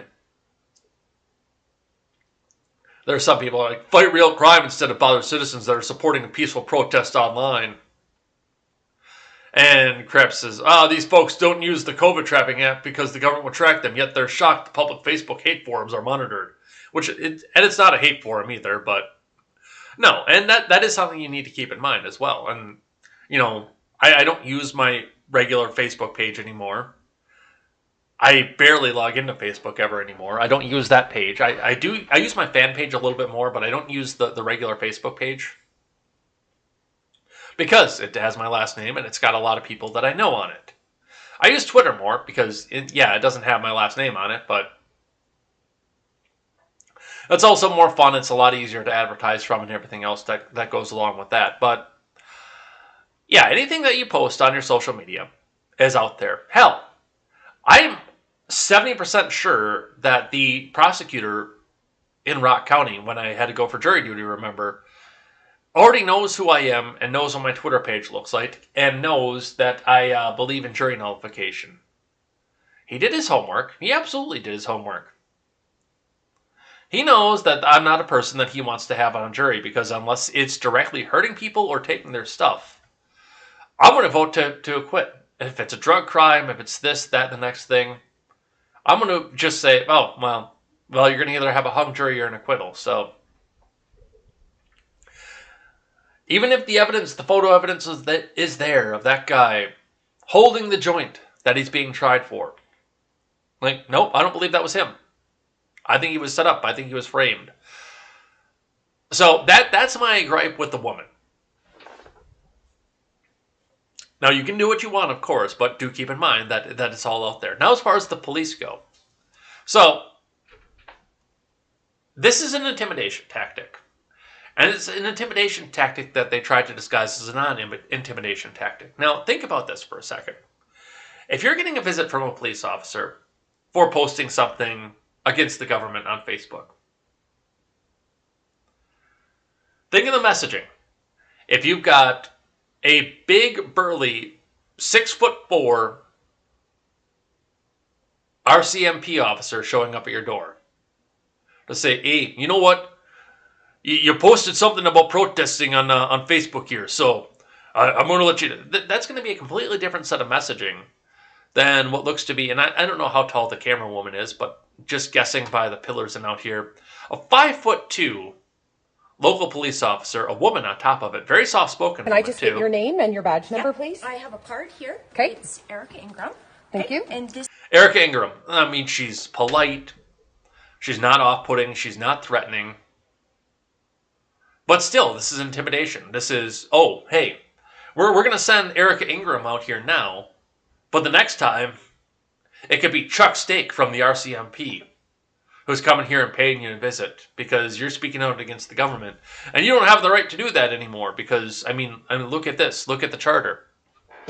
We don't like what you're saying. We don't have a First Amendment up here. This is definitely a tactic of, we know where you live, and we're going to come here. And again, we're not going to threaten you, but we're going to remind you that we know where you fucking live. Take that information for what it's worth and do with it what you will. But we know where you live. We know where to find you. All over something that you posted out on the Facebook.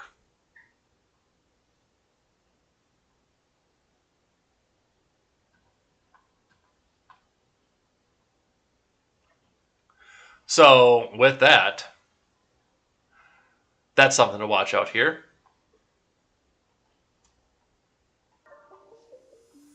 Reading from ABC, Ottawa police dealing with aggressive illegal behavior among anti-vaccine protesters.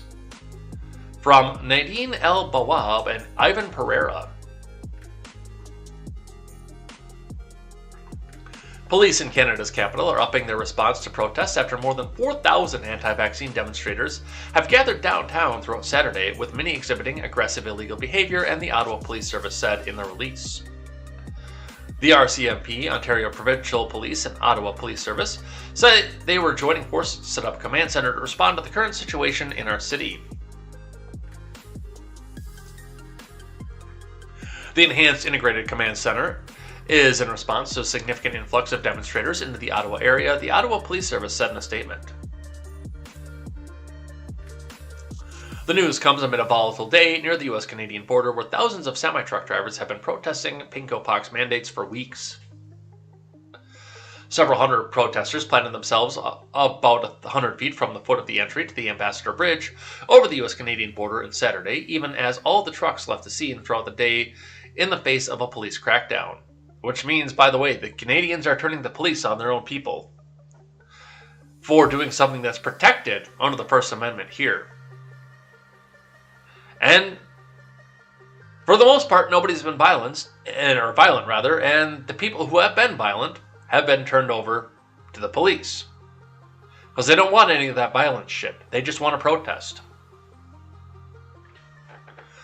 Police dressed in riot gear, along with law enforcement vehicles, had lined up on all sides of the protesters in order to box them in. This comes after a judge on Friday ordered the protesters to end their blockade, which disrupted the flow of goods between the two countries. According to the Associated Press, the auto industry on both sides of the border, for instance, has been forced to roll back production. We urge all demonstrators to act lawfully and peacefully. Commuters are still being asked to avoid the areas affected by the demonstrations at this time, Windsor Police said in a tweet Saturday morning. We are providing notice that anyone blocking streets or assisting others in the blocking of streets may be committing a criminal offense and must immediately cease further unlawful activity, or you may face charges. You could be arrested if you are a party to the offense. Assisting others in a direct or indirect commission of the offense, Windsor Police said in a statement on Friday. Yes, arrest your entire supply chain. Good job. Charges and/or convictions related to the unlawful activity associated with the demonstration may lead to a denial in crossing the USA border, Windsor police warned. Yes, arrest and felonize and make it illegal for your entire supply line to cross the border. New York Governor Kathy Hochul visited an interagency command center in Buffalo to assess the situation, according to her office. We're ready to address any potential travel and commerce disruptions and also ensure we can protect everyone's right to a peaceful protest, she said in a statement. Bullshit.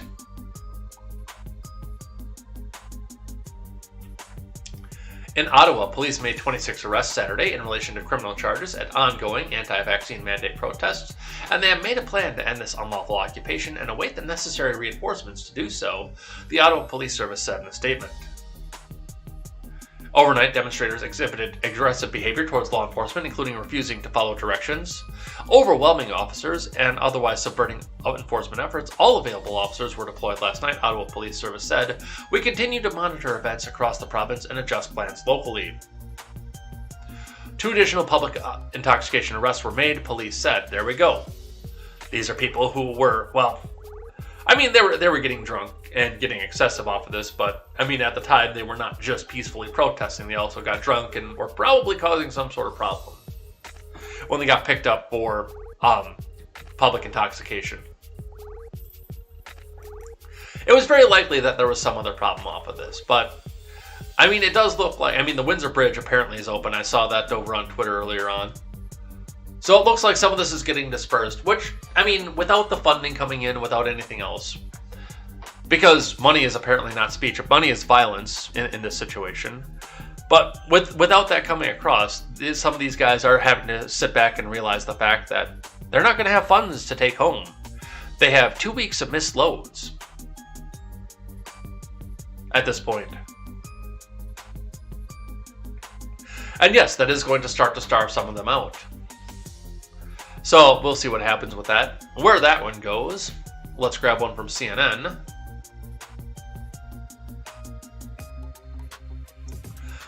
Protesters blocking a U.S.-Canada border crossing over COVID mandates can face severe penalties, official says, from Kim Berryman, Holly Yan, and Aya Elamrusi.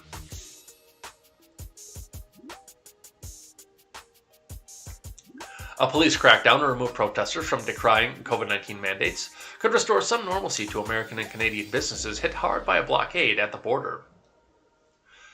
Windsor police have started arresting protesters blocking the Ambassador Bridge, the busiest land border crossing in North America.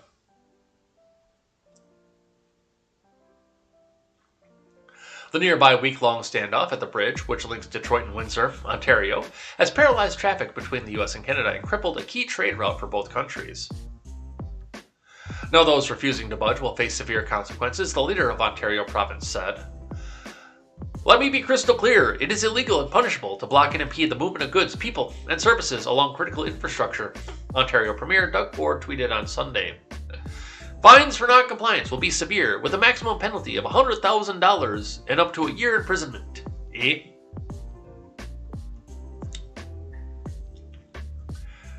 So, they're doing it. And again, one of the hard parts about Canada is if you are in the commission of a felony, you can't cross into Canada. I mean, not if you're in the process of the commission of a felony, but you have in the conviction of a felony. If you've been convicted of a felony, you can't cross into Canada. You can't go there. It's against the law. Which means you can't come down to the U.S., grab goods, and take them back. Which is going to be a hard part on the income of a lot of these people.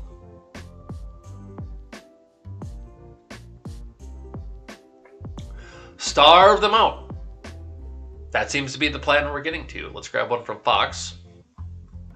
Ottawa Mayor and Freedom Convoy agree to move trucks from residential areas. From Andrew Mark Miller. Ottawa Mayor Jim Watson says that he's reached an agreement with the leadership of the Freedom Convoy to remove trucks from residential neighborhoods this week. Watson's office told Canadian councillors on Sunday that he has reached an agreement through back-channel negotiations for the convoy to remove trucks blocking residential streets, according to CTV News. We've made a plan to consolidate our protest efforts around Parliament Hill, Freedom Convoy President Tamara Leak said in a letter to Watson, adding that the Freedom Convoy Board agrees with the request to alleviate pressure on residential areas and that organizers are currently working to get the truckers to buy in. The Freedom Convoy Board agree, and that with your request to reduce pressure on the residents and businesses in the city of Ottawa, Leak wrote, we've made a plan to consolidate our protest efforts around Parliament Hill. We will be working hard over the next 24 hours to get buy-in from the truckers. We hope to start repositioning our trucks on Monday.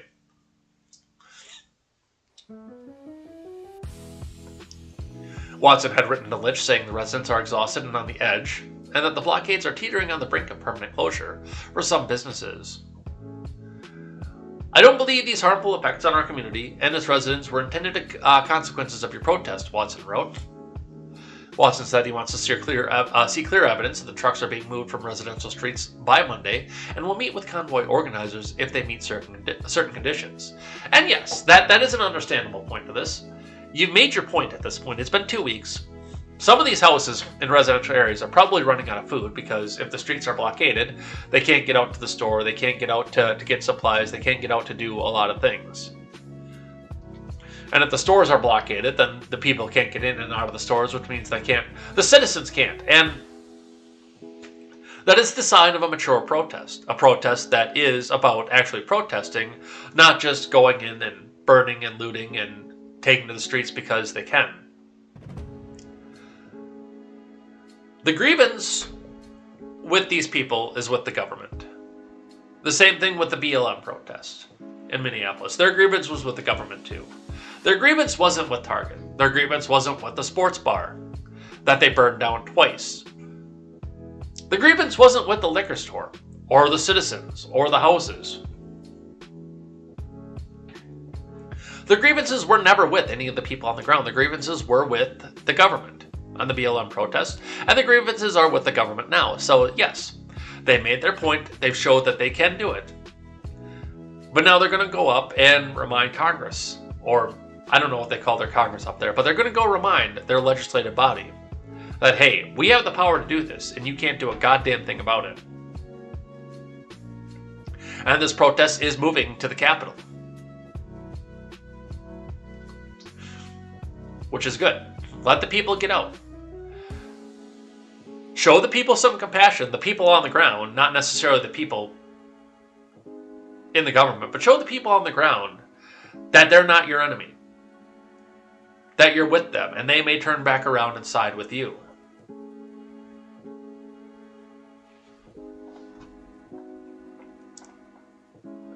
All right, and that's what I have in the trucker protests. This is going to start to dwindle down. Like I said, there are going to be a lot of these drivers who are starting to come back and realize that without the funding coming in from Give, Send, Go, or GoFundMe, that they do have to go out and hook onto a load and carry it. There's just no second guessing that. They actually have to carry it. And that's, by the way, if any brokers will deal with them right now either. They put a lot on the risk to come back and do this. And they put a strain on their supply lines too. So we'll see where this goes. I'm very curious to watch what happens with this. All right, we have got the rest of the government behaving badly here, so let's go do that. We're actually getting through this a lot quicker than I thought we would, especially with all the stuff that we had up here. Let's grab one from the Blaze. AOC Biscuit vows that Texas turning blue is inevitable. Spars with Ted Cruz about mask mandates and dancing. From Paul Saka. What's the first question we always ask on this? Do we have video? We do! And there she is. Representing a district that is not hers, by the way. We've got a few videos, it looks like. Alright, let's read here. Socialistic Rep. Alexandria Ocasio-Chavez, D-Twitch of New York, vowed that it is inevitable that Texas would flip blue, and she would make sure that we unionize the hell out of this state. On Saturday, AOC Biscuit was in San Antonio to support progressive candidate, immigration attorney Jessica Cisneros in the 28th Congressional District and former Austin City Council member Greg Cesar in the 35th and 28th Congressional District seat that is currently occupied by Democratic Rep. Henry Queller, who has repeatedly called out the Biden admin over their handling of the border crisis.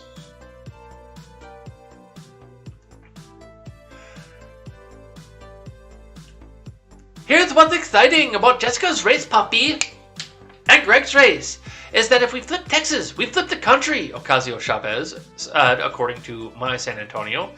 Texas turning blue is inevitable, okay, puppy? The only question is when, and we're going to fight for a living wage, and we're going to make sure that we unionize the hell out of this state. And we're going to make sure that not one dime is made exploitatively across any worker, especially undocumented, puppy. Well, let's listen. Jay Cisneros gets a warm welcome from the crowd, first to speak at the rally.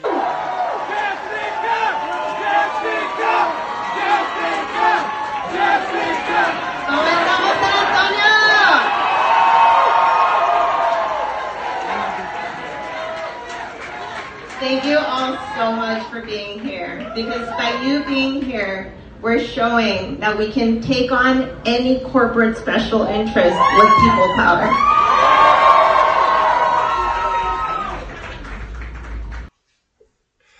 So that's what she had to say. Lon, let's listen to AOC Biscuit. It will happen. The only question is when, Texas. The only question is when. So the work that you put in today, the work that you put in tomorrow, the work that you put in on Monday, when you go one more door when you're tired, when you make one more call, when you feel exhausted, you're bringing that day one day sooner. One day sooner, one day faster. The state will turn blue. It's going to happen with the seat of San Antonio and Austin. It's going to spring down to Laredo. It's going to... What the fuck did she just do there? You are from Westchester, and you have to put... I know that I make fun when I make fun of Alexandria Ocasio-Cortez, because like 75% of her campaign is, I am Puerto Rican, okay, papi, so vote for me. But she never uses an actual Puerto Rican accent. I just do that to make fun of her. For the fact that the entire platform that she has is, vote for me because I'm not white, I am Puerto Rican, okay, papi? But she, in and of herself, almost never uses that accent, except for when she has, because, and of course, this is pandering, when she says, San Antonio! Blue. It's going to happen with the seat of San Antonio and Austin. It's going to spring down. Did you hear that? And she doesn't do it with Laredo either, which is also a Hispanic word. Down to Laredo. It's going to go up to Houston and to Dallas and to all across the state. Rural and urban and suburban. We're going to fight for a living wage as a minimum wage. We're going to make sure we unionize the hell out of this state. We're going to make sure that we confront corrupt industries and lobbyists and big money. And we're going to make sure that not one dime is made exploitatively across any worker, especially the undocumented.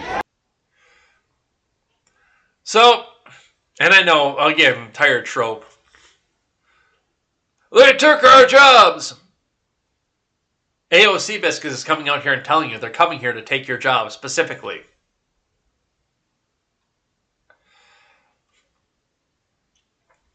While in Texas, Chavez took a shot at Senator Ted Cruz over his dancing prowess. AOC Biscuit shared a video of her dancing to Selena's song Bitty Bitty Bum with the caption, Texas Cruz could never. Cruz responded to the provocation by noting that Ocasio-Chavez was not wearing a face mask indoors while not practicing social distancing.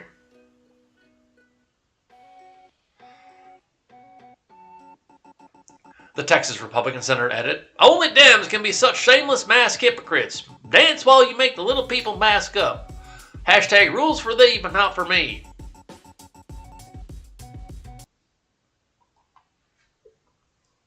Oh, we gotta go to Twitter for this one.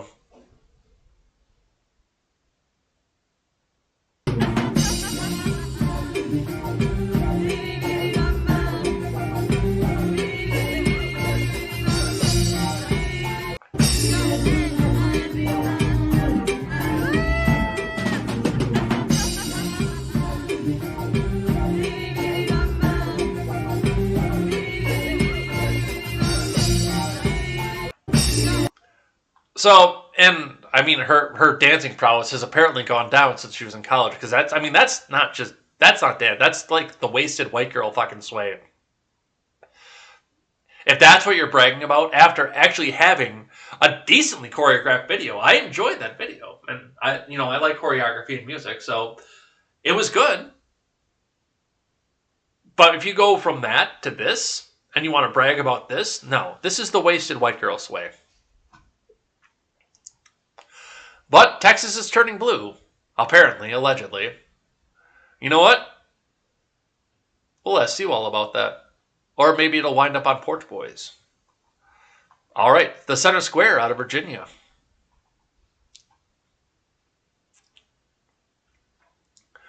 Virginia House passed voter ID. Other changes head to Senate for consideration. From Tyler Arnold, and it does look like at this point, it does look like this was killed in the Senate. So we'll say that.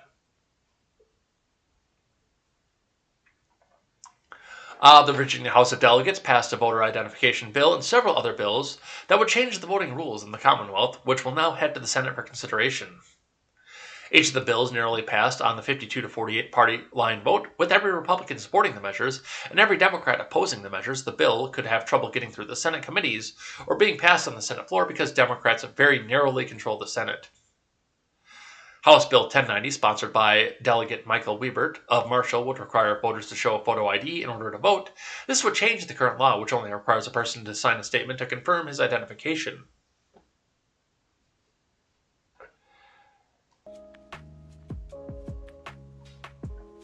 Most of the changes would scale back absentee voting, which had previously been expanded during the pinko-pox pandemic.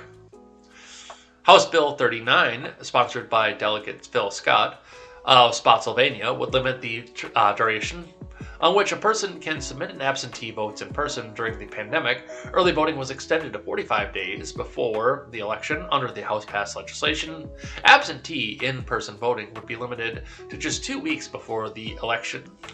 And people could vote early on Monday through Saturday during those weeks from 7 a.m. to 7 p.m.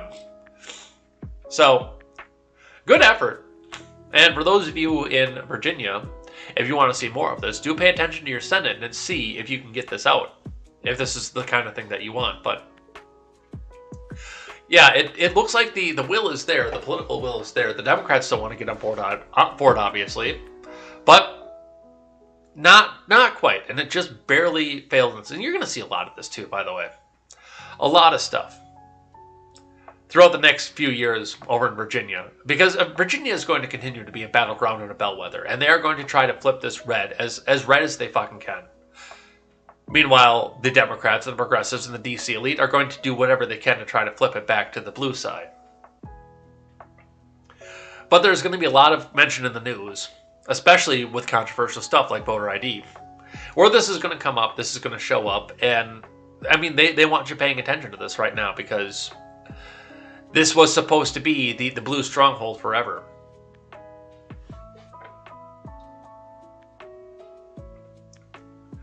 From CNN, Joe Rogan's use of the N-word. Why shrugging off? Joe Rogan's use of the N-word is so dangerous. This is an op-ed, which is an analysis from John Blake. And it's funny, because this has actually been stealth-edited already. We can probably go back to the Daily Wire, except that we're out of time at this point. If this was a regular weekday where I had to work, we'd already be gone and going through this already. But this started off as Joe Rogan's use of the N-word is another January 6th moment. But they came back, and just now why it's so dangerous. The podcaster Rogan did not join a mob that forced lawmakers to flee for their lives. He never carried a Confederate flag inside the Capitol rotunda. No one died trying to stop him from using the N-word. So the original language is still there. They just changed out the headline because that's what most people read. But what Rogan and those that defend him have done since the video clips of him using the N-word surfaced on social media is arguably just as dangerous as what a mob did when they stormed the U.S. Capitol on January 6th of last year. And what he means by that is walked calmly through the velvet ropes.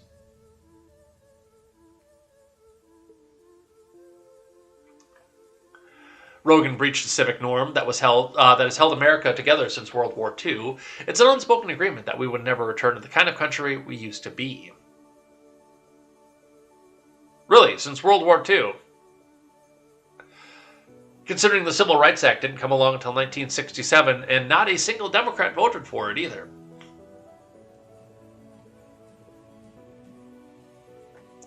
That agreement revolved around this simple rule. A white person would never be able to publicly use the N-word again and not pay a price. Rogan has so far paid no steep professional price for using the racial slur that's been called the nuclear bomb of racial epithets. It may even boost his career. That's what some say happened to another white entertainer who was recently caught using the word. It is a sign of how desensitized we've become to rising levels of violence, rhetorical and physical, in our country that Rogan slurs were largely treated as the latest racial outrage of the week. But once we allow a white public figure to repeatedly use the foulest racial epithet in the English language, without experiencing any form of punishment, we become a different country. Yeah. You keep saying that. Some might say that comparing a podcaster's moronic musings about race to January 6th is hyperbole. They will invoke cancel culture and political correctness. The man apologized, they will say, and he did. Yeah, just keep trying to do this here, and you'll Streisand effect it first. I would love to see the numbers and see how many more listeners and viewers Rogan has got since this controversy started. With the vax mandates and now this, but they are doing everything they can to pull his career down because, again, he just gets on and he says whatever it was that he wants to say.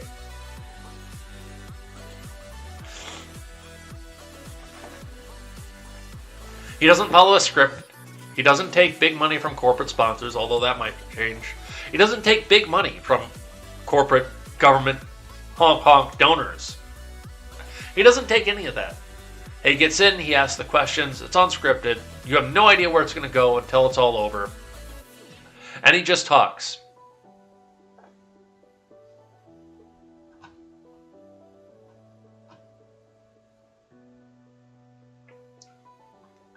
Alright. A little bit of news out of my state again, especially another one coming up on the midterms here. This breaking over the weekend, Wisconsin State Supreme Court lets ban on drop boxes go into effect for spring elections. From Zach Montellaro. Wisconsin State Supreme Court is letting a ban on drop boxes in the state go into effect for the state's spring local elections.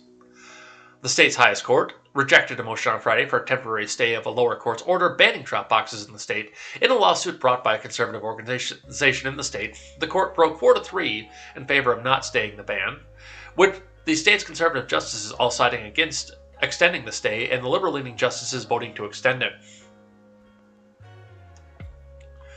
The record before us, including the timetable for making the necessary administrative changes as outlined by the Court of Appeals, indicates that the Commission can comply with the Circuit Court's order as to ameliorate concerns about voter confusion and election administration before the April 5, 2022 election commences, the order from the court read. The court had previously stayed the ban on drop boxes for the spring election primaries, which will be held on Tuesday. In that instance, Judge Brian Hagedorn, who was elected with the Republican support of 2019, sided with the court's 3 liberal justices to temporarily block the lower court's ban, citing the potential for voter confusion. Well, and then there are a couple things that go along with this as well. Now, of course, you can go, as Fanning pointed out, you can go over to the polling station, which for me is within a walking distance. That's definitely a way you can go and do this. But also, and here's the other side of this, if you are going to vote absentee, which is what this is all about, if you are going to vote absentee, there's a drop box. For most of us, it's right outside of our house. I don't know if we have an outgoing mailbox here, actually. And if we did, I wouldn't know where it is. But you have a drop box for the most part. All of you have one outside of your house. And if you don't have one outside of your house, a lot of places have a large blue one bolted to the ground, either inside or outside of the post office. Any mailbox can serve as a drop box. Any single mailbox in this country could serve as a drop box. I will admit, we have far fewer of them than we used to. Those things used to be all over the place, especially in the city. You'd have one on like every 9th corner. They aren't so much anymore. They don't have so many of the big blue boxes anymore. But anytime you see one of those big blue boxes, hey, that's a drop box. So, good on this. We'll see what happens with this and where this goes. Let's grab one from MSN. Biden gets prickly with NBC's Lester Holt over inflation question. Hey, you're being a wise guy. Do we have video? No. Of course not. So this is in relation to the pre-recorded interview that Biden did with Lester Holt that aired right before the Super Bowl, and will be airing in clips throughout the rest of the week here, heavily edited, of course, to make sure that the ums and the come on mans and all gets taken up out of here.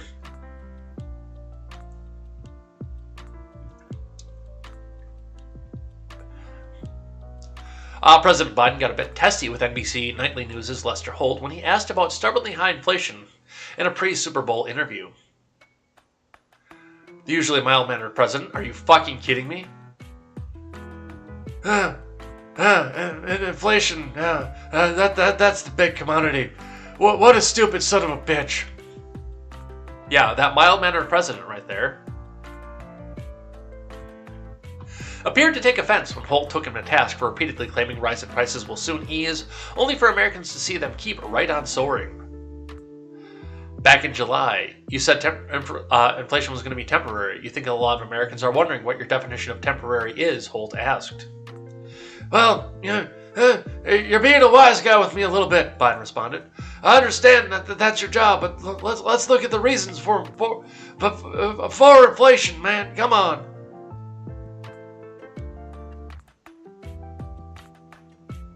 President Biden.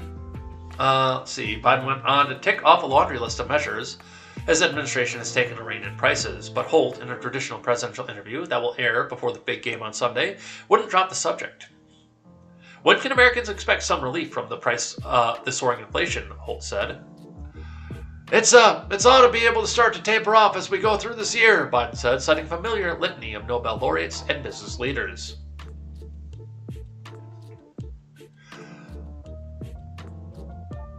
So that's what we see coming off of that. Let's grab one from NBC. One that I've had on the stack since Wednesday that we haven't been able to get to.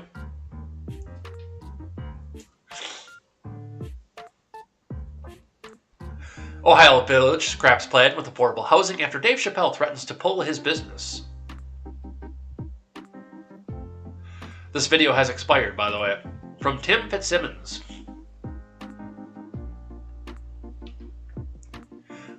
We'll look at this here in just a second. An Ohio village on Monday failed to approve a zoning ordinance that included dozens of affordable housing units after opposition from comedian Dave Chappelle, who called the village council clowns and threatened that his business ventures would be off the table. Yellow Springs, Chappelle's hometown, is the planned site of an entertainer's restaurant, firehouse eatery, and comedy club, live from YS, which are under development in an old village firehouse, the Cincinnati Enquirer reported last year. Chappelle had previously threatened to pull his business investments from the town if the development were approved as proposed. He has not publicly specified exactly what he opposes in the plan. I have an idea, but let's listen to what NBC had to say briefly, and then we'll check in on some more of this. Oberer Homes, a Miamisburg-based company, is planning to bring about 140 new homes to this land. The village manager says he thinks it's a good idea because they've been dealing with housing issues since the 70s. The village has a high demand for housing and a lack of supply and lack of physical space for housing to go on. Earlier this week, the council heard comments on its plans to rezone 53 acres of land south of the village for single-family housing, townhomes, and duplexes. The development itself doesn't have an affordable housing element as one would think of affordable housing, but what it does include is 1.8 acres of land that's going to be donated to the village. Samaron says rezoning the space would create more value for the community, but the proposal is creating conflict for residents like Dave Chappelle. I do have many business interests in town. I've invested millions of dollars in town. If you push this thing through, what I'm investing in is no longer applicable. Other residents say the proposal questions the village's values. I think we need to protect our green space and not develop it, and I think that we need to make decisions based on what the town needs, not what the developers need. I don't want it, but I think it's going to come, because I think the village wants it for the tax dollars and everything like that. Samaron says he's saddened to hear those opinions. This project isn't anything against Dave, and I hope he certainly doesn't take it in that way. We valued everything that he does. A second hearing is scheduled for early 2022. So, and I mean, I've listened to Dave. SeaWorld has been rescuing animals for over 55 years, and to date we've rescued... Shut up. So, I've listened to Dave for a while. I've listened to him since Chappelle's show. I think he's decent with comedy. I think some of his stuff is a little bit derivative, and some of it is overuse of the N-word for shock value. But I would say probably 65 to 70% enjoy Chappelle's work. I think it's good. And I've listened to a lot of it. And one of the things, Chappelle does not seem to be in favor of, not discrimination, what's the word I'm looking? Segregation. He seems to be not in favor of segregation. And I mean, even if he's not going to come back out and say this, which I think would be political and career suicide for him, if he did come out and say this, I think a part of the problem that he sees with putting low-income housing into the area is the fact that it is kind of a form of redlining. And this is just something I've seen from living in inner cities for a while. When you get a low-income housing project, it usually stays in that one little region of town that they, who are in charge of the town, want to keep people who are undesirable into.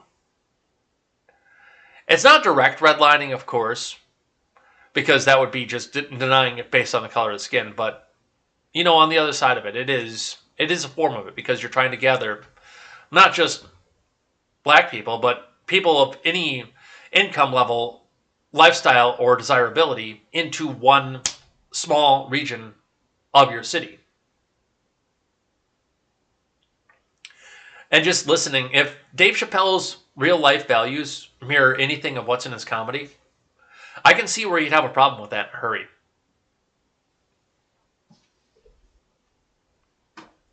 But there are no big reasons right now as to why he wants to pull out, or anything that's given out there. That's just my speculation. And he can pull, like it says in the article, big money, $65 million a year businesses out of this area in a second, if he doesn't like what's going on with it.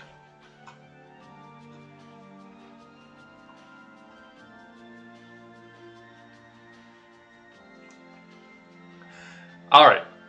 Let's see. From the Associated Press, Christian revival at school prompts students walk out in West Virginia. From Leah Wellingham. Between calculus and European history classes at West Virginia public high school, a 16-year-old Cameron Mays and his classmates were told by the teacher to go to an evangelical Christian revival assembly. When students arrived at the event in the school's auditorium, they were instructed to close their eyes and raise their arms in prayer. Mays said, the teens who were asked to give their lives over to Jesus to find purpose and salvation, those who did not follow the Bible would go to hell when they died, they were told. The Huntington High School junior sent a text to his father, is this legal? He asked. The answer, according to the U.S. Constitution, is no. It's actually technically not in the U.S. Constitution, but I do agree with where they're going off of this. In fact, the separation of church and state, which is the only part of the First Amendment that the left acknowledge exists,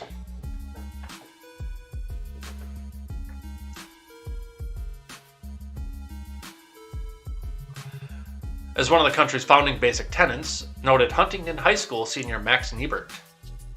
No, it isn't. Just to see that defamed and ignored in such a blatant way, it's disheartening, he said. Niebert and other Huntington students staged a walkout during their homeroom period Wednesday to protest the assembly. More than 100 students left their classrooms chanting "Separate church and state" and "My faith, my choice." Now, they are right to do this. Because the school is a government institution, you cannot be compelled in any way, shape, or form to participate in any form of religious at the behest of a state. And it does sound like from this, they weren't given an option. Now, if a Christian group wanted to come down and have a prayer in the auditorium, it'd be interesting, A, to see statistically how many people went out of this, but that would be perfectly legal. But to have the state come back and compel the religious experience onto other people, no, that's against the law. That's not against the Constitution, it's against the law. It's against federal law. Because as I said, the separation of church and state actually does not exist. But, yeah, no, they don't do this. Yes, voluntarism, absolutely. And if you want to say that there's supposed to be strict separation of church and state, and you're not allowed to have any church in the state-sponsored school, I propose that you listen to any middle-level to low-level student who just found out that there's going to be a pop quiz in his hardest class.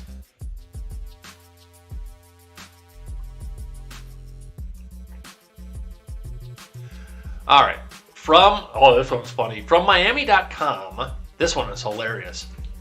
Inspired by Che Guevara and Fidel Castro, New York restaurant missteps in Miami. From Carlos Frias. A Mexican hangout where the late Cuban dictator Fidel Castro and Che Guevara plotted the Cuban Revolution is the inspiration behind a New York City restaurant opening a location soon in downtown Miami. Miami is having a problem with this. Cafe Habana is set to open at 229 South Miami Avenue in the spring of 2022. Opened its first location inside a converted New York diner in 1997. The concept is a fusion of Cuban and Mexican cuisine with a backstory rooted in communist revolutionary lore. Inspired by a storied Mexican City hangout where the legend has it that Che and Fidel plotted the Cuban Revolution, the flagship Cafe Habana location was created out of an old school New York City diner in 1997. 18 years later, Cafe Habana remains an institution. Read a description on the restaurant's website until this week. There's the screenshot.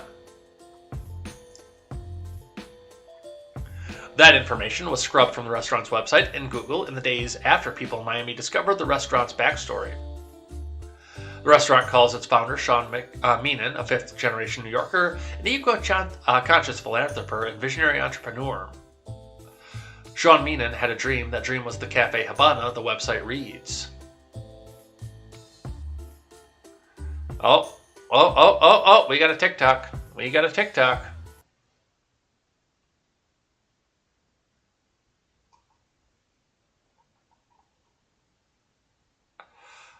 I don't know if we can watch this or not. Oh, we can. It's archived. Never mind. We don't have a TikTok. Because Miami.com won't let you look at something, even remotely, if you have an ad blocker on. I'm sorry, Sean Meenan, but here in Miami, there's two things we don't accept. Communism and gringos making croquetas. Podcaster Josue Alvarez posted on his Instagram page. The restaurant's menu is a mishmash of stereotypical Cuban and Mexican cuisine. Beside grilled corn topped with mayonnaise, cotija cheese, and chili powder is the Cuban sandwich. The website claims was voted best in New York City. Aside from the traditional ham, roast pork, and Swiss cheese, it is slathered with chipotle mayo and served on a roll. Yes, there's guacamole and fried tortilla chips on the menu. Weird! A large amount of people who immigrated from Cuba, by the way, it is snowing like, well, it's just a flurry right now, but it's looking like it's getting ready to snow like a bastard outside. A large amount of Cuban expats would not be exactly thrilled over the idea of having a restaurant in Miami that celebrates Fidel Castro and Che Guevara. Weird. I wonder how that works. I wonder why this is happening. I wonder why Florida continues to turn redder and redder as the Democratic Party turns more and more communist. I'm so confused right now. Excuse me. All right. I've got one here from science.com. Sure. Switch these two around too, because I want to do the other one first. I want to do one from science.com that says COVID-19 takes a serious toll on heart health a full year after the recovery. From Meredith Wadman. From very early in the scamdemic, it was clear that the SARS-CoV-2 can damage the heart and blood vessels while people are acutely ill. Patients develop clots, heart inflammation, arrhythmias, and heart failure. Now, the first large study to assess cardiovascular outcomes a year after the pinko pox infection has demonstrated the virus's impact is often lasting. In an analysis of more than 11 million U.S. veterans' health records, researchers found the risk of 20 different heart and vessel maladies was substantially increased in veterans who had pinko pox 1 year earlier compared with those who didn't. The risk rose with severity and initial disease and is extended to every outcome the team examined, including heart attacks, arrhythmias, strokes, cardiac arrest, and more. Even people who never went to the hospital had more cardiovascular disease than those who were never infected. But how do you know?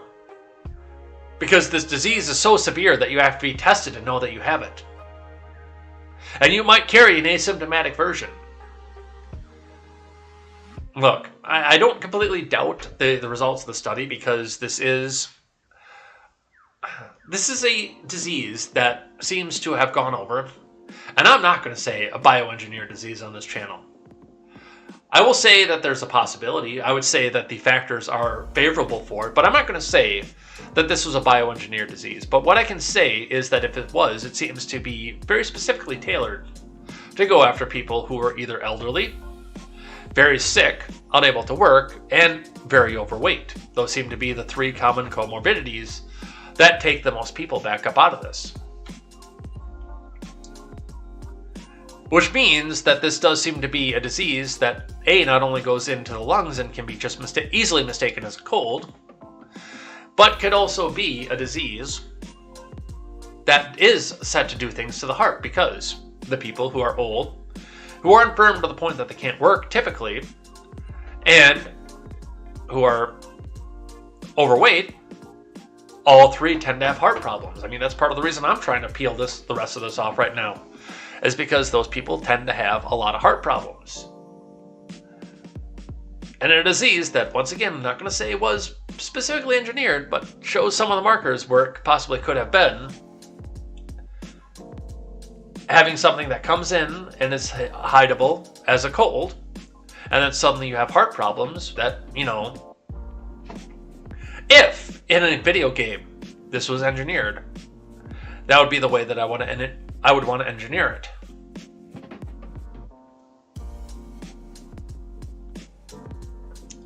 So there again, don't know if this is true or not. I will definitely be watching my pulse a little bit better when I go to the gym, if that's true, because I have had the pinko pox. This is something to watch for as we go forward off of this, but again, not completely sure about the validity or anything of the study. Let's see. And the last one we're going to do here, and there's a reason that I wanted to switch these around. This last one comes to us from the Post-Millennial. Now, we originally were not going to go over the article, and I'll explain why we're going over the article now in just a second. From the Post-Millennial, woke professor triggered by discovery that he makes less money than a manager at Panda Express. From James Anthony. Dr. Spencer Bagley, a professor at Westminster in New Wilmington, Pennsylvania, complained on Twitter about the fact that Panda is willing to pay a manager more than he gets paid as a college educator. He was immediately roasted for his February 11th post and called an elitist.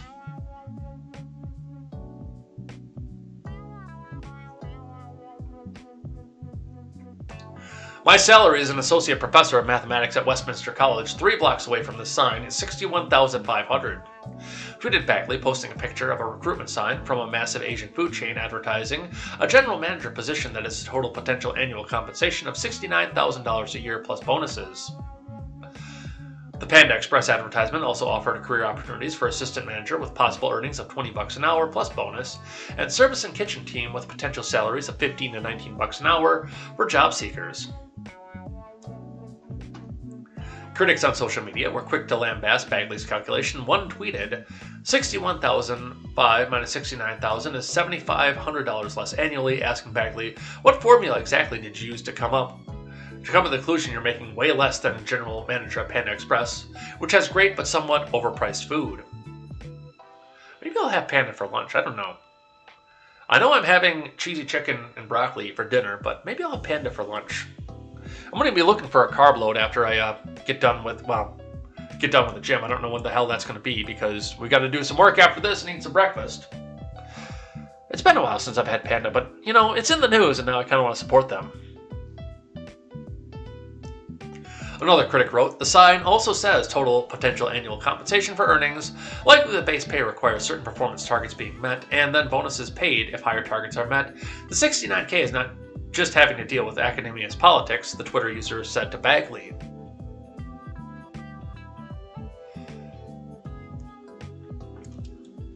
Next time, I'm an associate professor at mathematics and make $61,500 a year. I know it might sound like a lot, but let me tell you what an average day looks like for me. Oh, and those breaks and holidays. I'm still working, no need for a pick. A third critic noted on Twitter, quote tweeting Bagley's post, which is no longer available. So, and I mean, there's so much with this. There's so much to go on with this. First, I mean, just in order to get managers in here, a corporate company is having to go to an almost $70,000 management position to manage a Panda Express. That is the first problem that we need to sit back and address, because that is a buttload of money to essentially have a McJob. That is a buttload of money to have what is essentially a McJob? That's more than I make.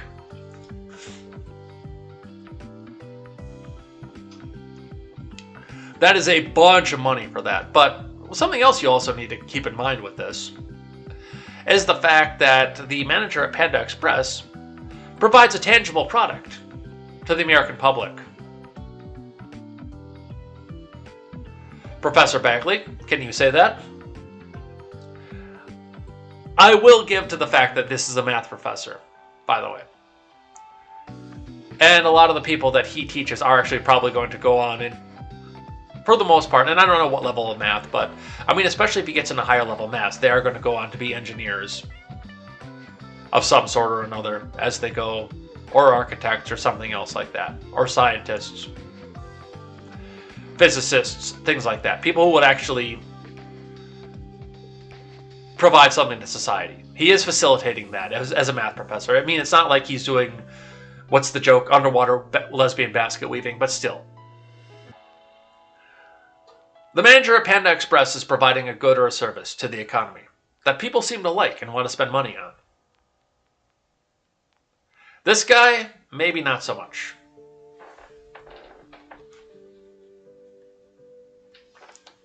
But the reason that we actually talked about this and read this from the Post-Millennial, because I had the original tweet queued up for this. And I also did, by the way, try to archive it as well because, well, I wanted to come back and archive it to see if I could get back around. It appears it never got archived, first off. But Mr. Bagley locked his fucking account down.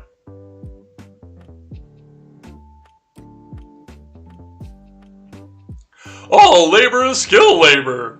All workers are underpaid. Twitter was a mistake, LOL. These tweets are protected. I went back, I pulled the tweet up, ready to go back and read it for the morning, and I was going through the tabs and found this tweet is unavailable at this time. This Twitter user limits the people who can view his tweets. He locked that motherfucker down after making a major misstep and getting raked and roasted over the coal for it, which he should have been, deservedly. He locked that shit down.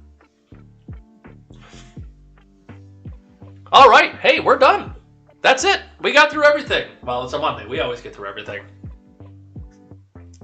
Because I don't have to go to my 40-hour-a-week job on Monday because we do KTZed Redemption on Monday night. That was the deal. That's the reason I work on Saturday. But before we go, what do we always do on Monday? The rules of acquisition. So let's come over to Memory Beta. Let's see where we left off. And let's talk about the rules of acquisition. We're starting to tear through these here. We've still got a little ways to go, but at some point here, we're actually going to need to find another fandom and geekdom to go through with this. Where were we? Where did we leave off?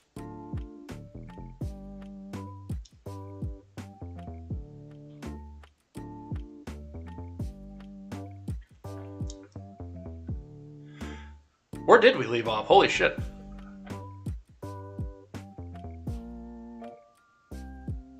Oh yeah, that's what we left off with. The 53 third rule of acquisition, the one we left off with last week, was never trust anybody taller than you, which was a little bit of fun that we talked about here. Typhon Pact, I don't know what that is, but it does appear to be beta canon, not alpha canon, obviously. So I am going to go back and I'm going to figure out what that is because, I mean, if there's more Star Wars novels, I still have a big backlog of novels that I've promised other people that I will read, so I need to finish up Some of All Fears, obviously, but we'll put that up on the list at some point here. But looking at this one here, the 54th rule of acquisition is rate divided by time equals profit, also known as the velocity of wealth. So this is actually an interesting rule because most of these are basically commandments. Little laws, little societal things that you're supposed to do while you're in commerce, and you're supposed to memorize all 435 of these in order to engage in commerce with in Ferengi society. But this is actually kind of a math equation. So this is telling you the math behind maximizing and getting your best profit. Rate divided by wealth equals profit, also known as the velocity of wealth. So basically what it comes down to is the rate that you come out, what you pay, and also the rate at which you work divided by time is equal to the profit. The more work you can put in a given amount of time, and of course the more money you can charge to go into a given amount of time, divided by the time that you put in, is where your profit comes from. And this is actually a good one to sit back and look with this as well. I know that, sometimes your hourly guy will come back and, charge, what's a plumber's rate? $150 an hour, mechanic's rate $120 an hour. But a lot of these times too, these jobs are pieceworked out. They're under piecework. So this kind of shows where a lot of this goes. Like I said, working around automotives for almost my entire career, I've seen a lot of where this goes. And what you pay in the mechanic shop is a booked out timed rate that they already know. And if it takes you, if a particular job is set in a book that takes 2 hours and you take all day to do it, your entire 8-hour shift, you're still going to get paid 2 hours. But if you get really fast, you're really good at that particular job and you can get it done in an hour, you still get paid your 2 hours for it. So I don't know, because I haven't read the Typhon Pact novel. I might actually put that on my list to see what that's all about. I haven't read the novel, but that's what it sounds like, is this is about piecework. And the more work that you can get in a given amount of time, the better your profit's going to be, which is something to talk about with efficiency and where to go off of this. So definitely look into that. Look into your efficiency. Make sure you're utilizing all of the time that you have set aside for work. And of course, also utilize the time you've set aside for fun, because otherwise you'll burn yourself out. But make sure that you are efficiently utilizing the time that you set aside for work to make sure that you get the most done as possible. And with that, we're going to change the music and head out of here for the day. Get some breakfast, maybe go hit the gym, finish off, get these articles organized over to the document. But with that, let's go. Let's head out of here for the day. Good crowd today, you guys. Thank you. And again, if you're just lurking, get those last minute messages in. We had a brief disconnect, so I can't see how many people are lurking here. But let's change up the music and let's go. Let's get out of here.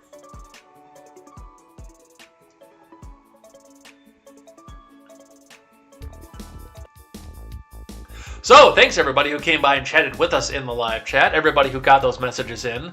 Do remember that I do keep your names down here so I can say a special thank you on Friday, and you'll get your name read aloud anywhere from the week. We won't necessarily go with a message, but we'll definitely read the name out loud. So come back and do that. We'll get some more people in here. Tell 10 friends about this show.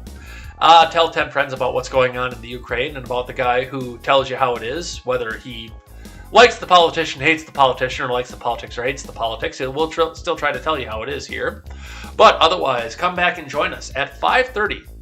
I might propose going early, but at 5:30 for sure tonight, Central Time, on this same channel you're sitting on for KTZed Redemption, where Katie and I will be talking about some of the news from the week. We will have an abbreviated show because somebody has dinner reservations. So definitely come back and join us for that. That's going to be a great time, a fun time, and we might even see Katie in some extended makeup as well because of the dinner reservations that are coming back. Otherwise, come and join me solo tomorrow morning for more Contemporary. Tomorrow morning, 7:15 a.m. Central Time. And until then, I'm Jay Edgar, and this is Contemporary. Take care.